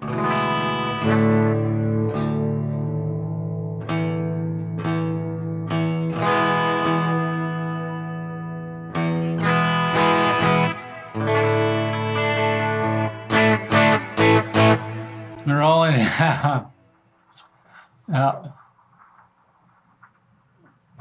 Tones on the pedal versus processors. Yeah, and I mean, I owned a Roland. I don't remember what the Justin, I think, still owns one, or Jam Pro. I think he still owns that Roland unit. I think it's a Roland unit. or Digitech. Sorry, it's a Digitech. Yeah, I had one of those things for years, and I used a MIDI controller to turn delays and stuff on and off. But you know, you get one of those looper pedals that runs a bunch of loops, and you can turn like a bunch of pedals on and off all at the same time. They still can be limiting because you're kind of committed at that point. You step on that button and those pedals come on, and if you just want that one, you still have to step on pedals. So I don't know. I get it. And I don't have to, you know, my pedal board it's not big enough to really, I mean, if I got to make a quick change from, I'm going to try and do this real quick.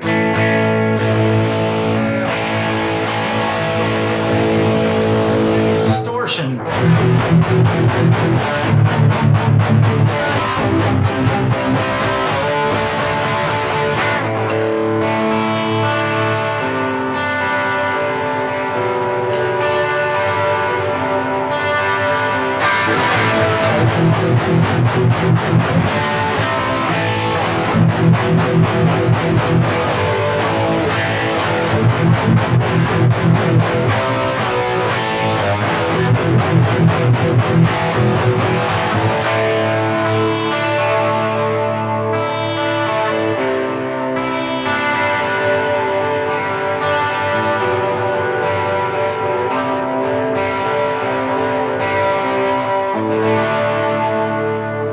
I don't mind doing that. I've never heard that before. Marshall Tucker. Everybody forgets that a marshal is like one of the highest ranking officers in the Russian Navy, by the way. But yeah, I don't mind doing the dance. And you can see that I can get from a pretty overdriven, heavily overdriven tone to go into a clean with a chorus.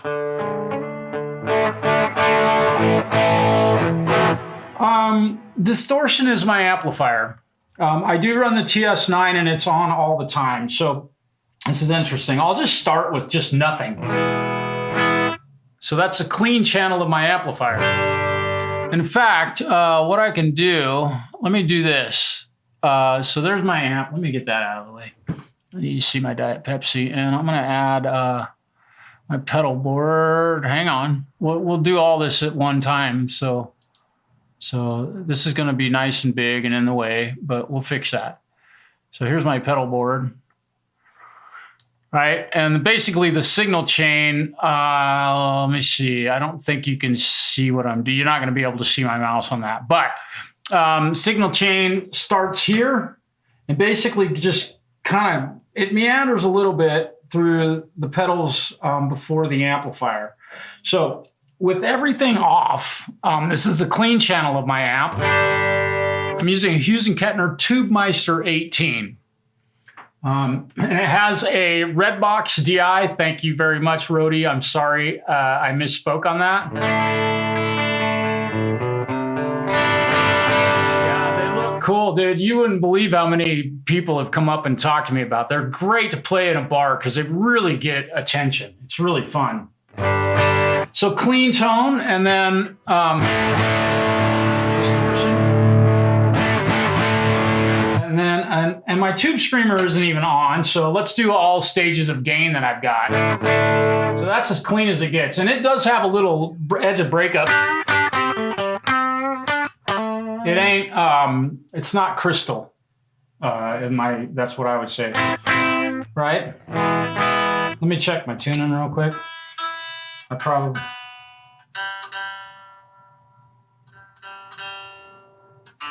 I did have to move the G string. I love the G string. I make a G string look good.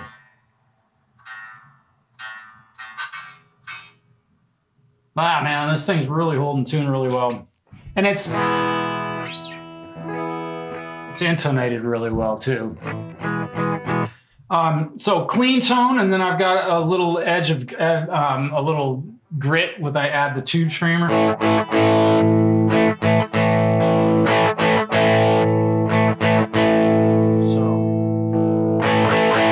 Now, my next level of gain would be,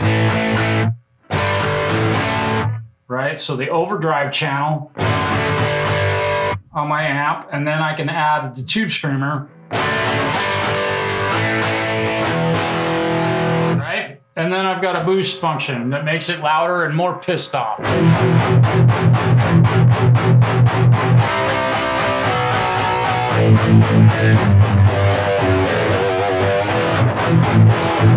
Right?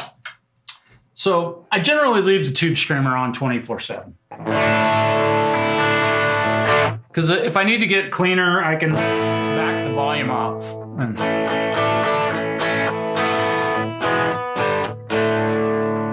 Right? So that's kind of how it goes. It's a pretty simple setup, really.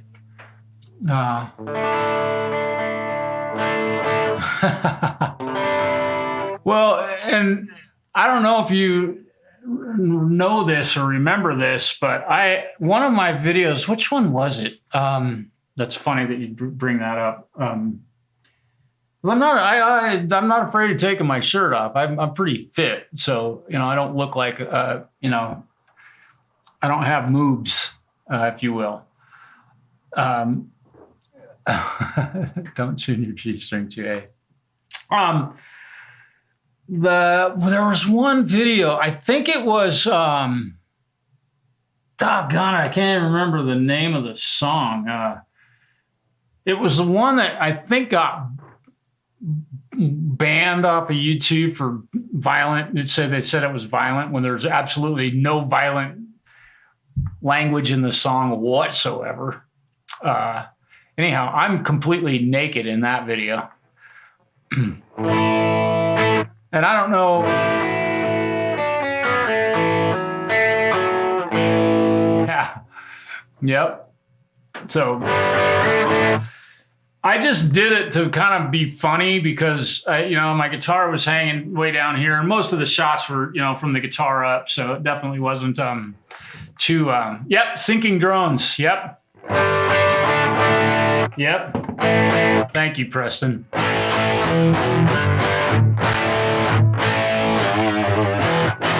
God, this guitar is just so fun to play.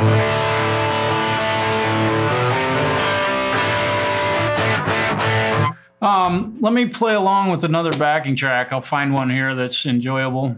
Let me mute that. Let me see. What do I got? I should have some here. I don't know what these sound like. I don't remember. Might be blues.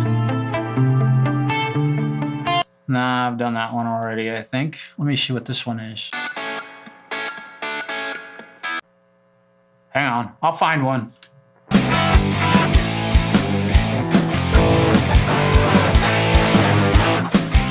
Okay. Let's see. I'm trying to find a backing track I can rip along with just to play a little bit.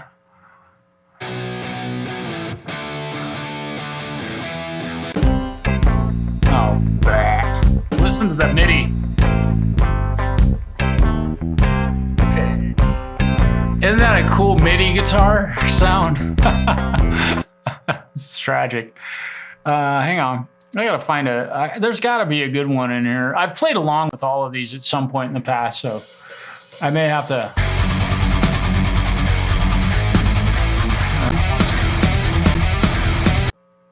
This one's cool. Oh, wait, let me listen to this one. This one might be that 7/8 one that I did. Or didn't. I did. That's a cool one. I don't want to get all emo on you, though.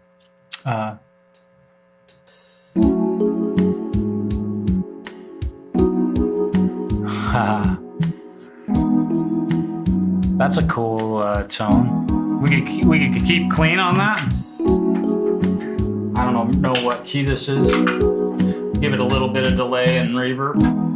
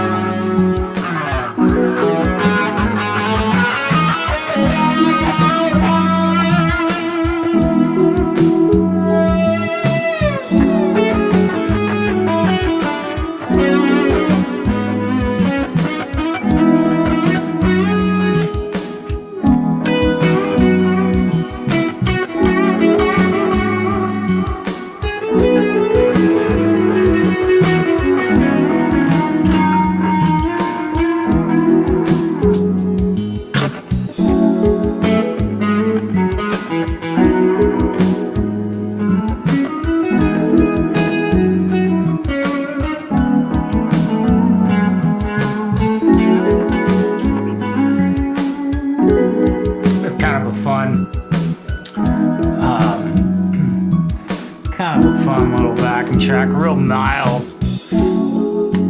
This guitar is so capable of so many different sounds, man. It's crazy.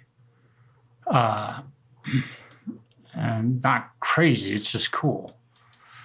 And the way it feels to play it, I wish I could hand it to all you guitar players. There's a lot of guitar players here.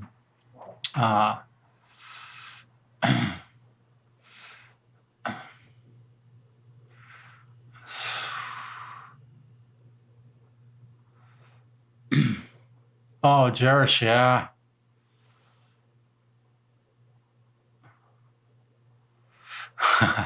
Yeah. Well, that's cool to hear that about that tune with Jerish. He wrote that song and recorded it, and I got a hold of him. He and I played in a band right before the dumbest decision I ever made in my life. But he and I played in a band together in 1999, 2000, and wrote a bunch of music together. Some of it got recorded, and yes, there are recordings of it, but that was immature. They're not worthy of being played for the world, but some really great songs.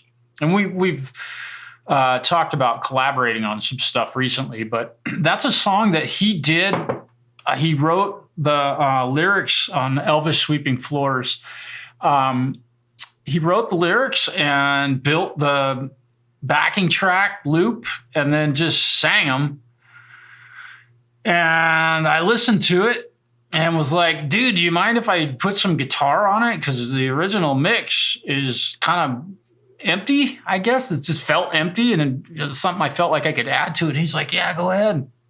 And so I threw some guitars on it, and I think I did some other drum stuff to it. And yeah, that's one of his favorite places to lay when he's here. He's always right there. He's a good kid. But yeah, so that was how that, Mr. Rock, if you're at all interested, that's how that song came about. And it was really interesting. What a great song. Just the whole story in that song was fantastic. The lyrics are fantastic. Yeah. If only...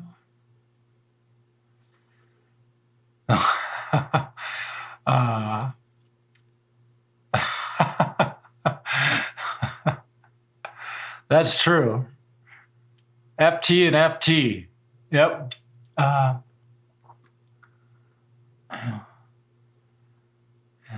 I mean, I'm trying to catch up a little bit on the chat. I mean, look at there was a couple comments I didn't make. Wow.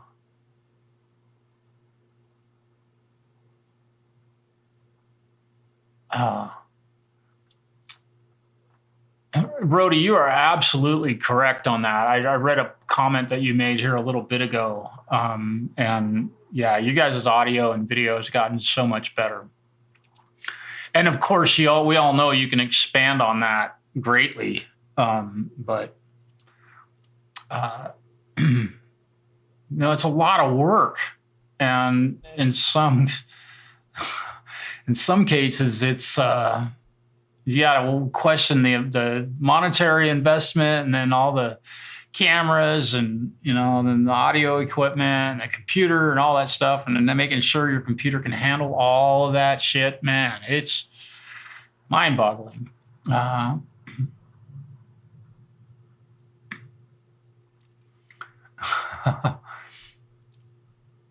Oh, Ian. Wow. Well, it's not that hard to do. Let's see. Rody. Yeah. So let's just do this real quick.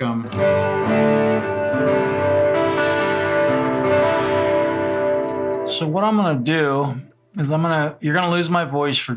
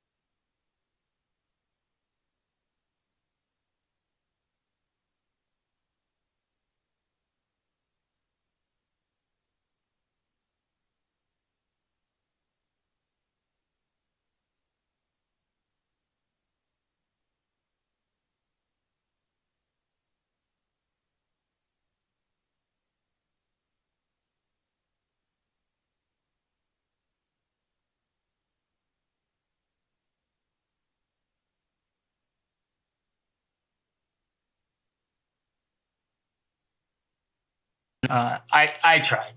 Forgive me. I had to try to do that, but let's see. Oh, that's why. Okay, hang on.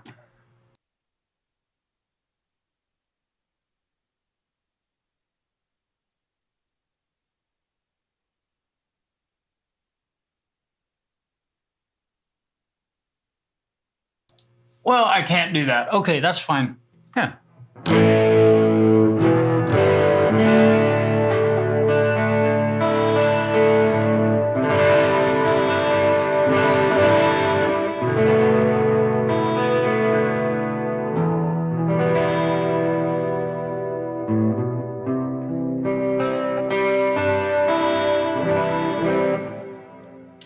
Yeah, Rody, you're welcome. There's a lot of people recording right now and doing YouTube, and it's interesting how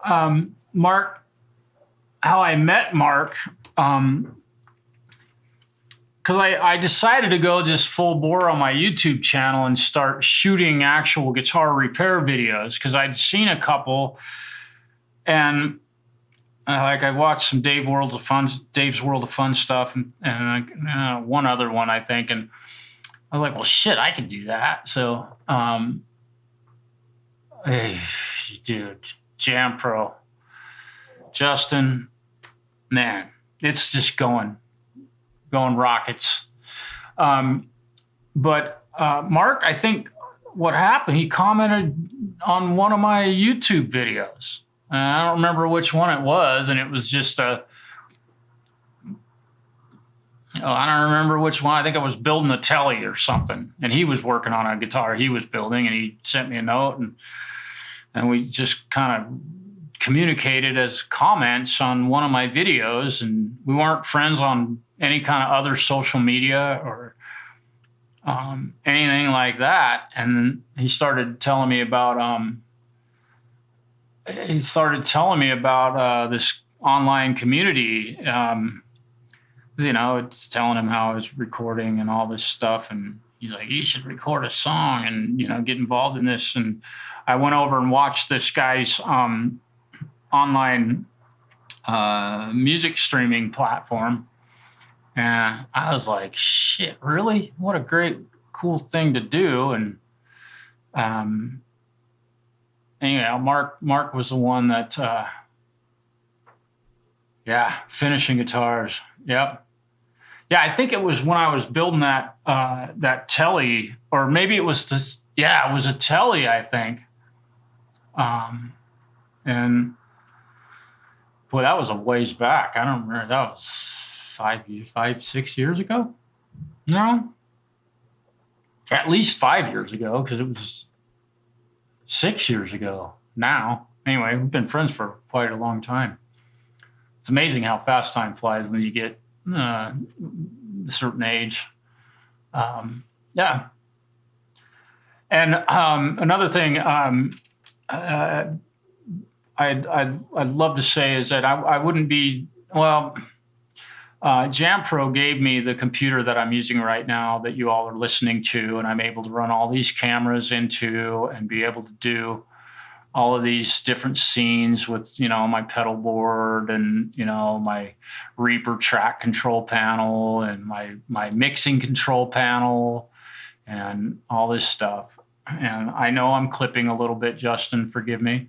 And I'm able to show you my pedal board and all this stuff. Justin gave me this this computer that I'm able to work on, and I've had it for 2 to 3 years now, and it's 11, 12 years old, 11 at least.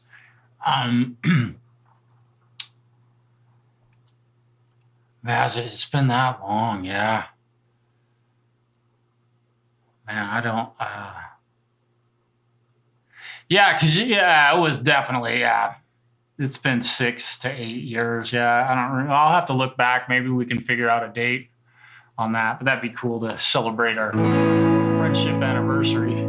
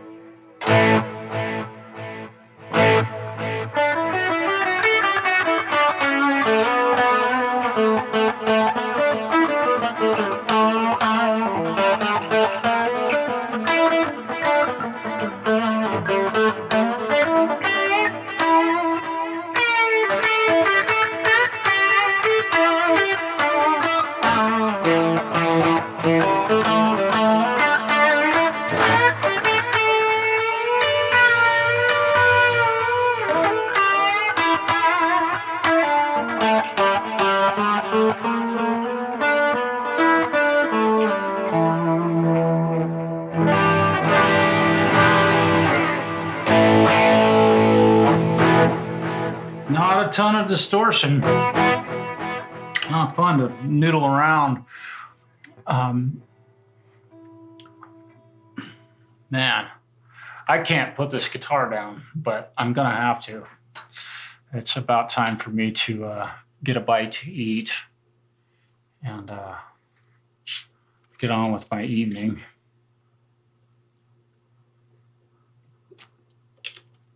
I'm hungry, and my neighbors, bless their hearts, I got the coolest neighbors.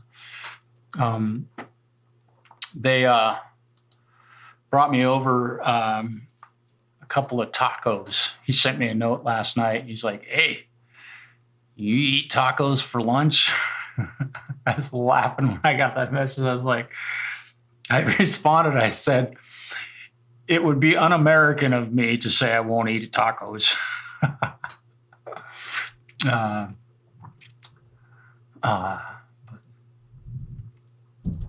They brought me over some really wonderful food, and they've done that a few times. So it's cool to have friends and neighbors like that. And their dog met Fred today. In fact, they spent their first little bit of time together, which was really cool. So it's kind of fun. So I think I should probably finish this up.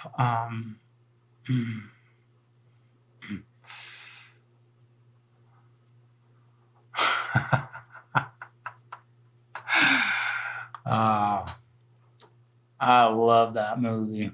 That was one that kept me playing. I don't know, was I 14 when that movie came out? Something like that. Yeah. Hey, Rody, happy holidays to you. I gotta say thanks to everybody who's hung out with me today.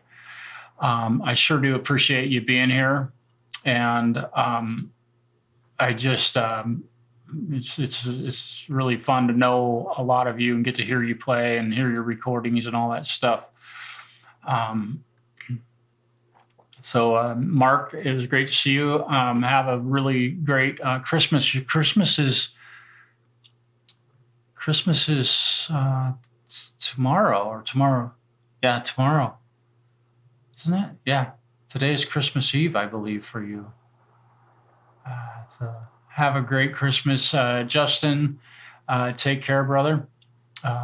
Getting late, and Preston and Valcro and Mr. Rock. It was great to see you. I'm glad you dropped in and hung out for a bit. Gosh, Axiom, Zach. Oh man, I know I'm forgetting some people. And everybody's moved on to other streams, I'm sure. Conspiracy, you were here earlier. Camellia was here. Just wanted to something move on to something. Anyway, yeah. Yeah. Well, thanks for hanging with me today, and all hail the Les Paul Custom. There she is. The whole point in doing this live stream today. And don't be jealous, but I get to play it until Monday at least. So, peace, y'all. I hope y'all have a really wonderful holiday. We'll probably see y'all on a live stream at some point between now and then. All right. I'll see y'all later.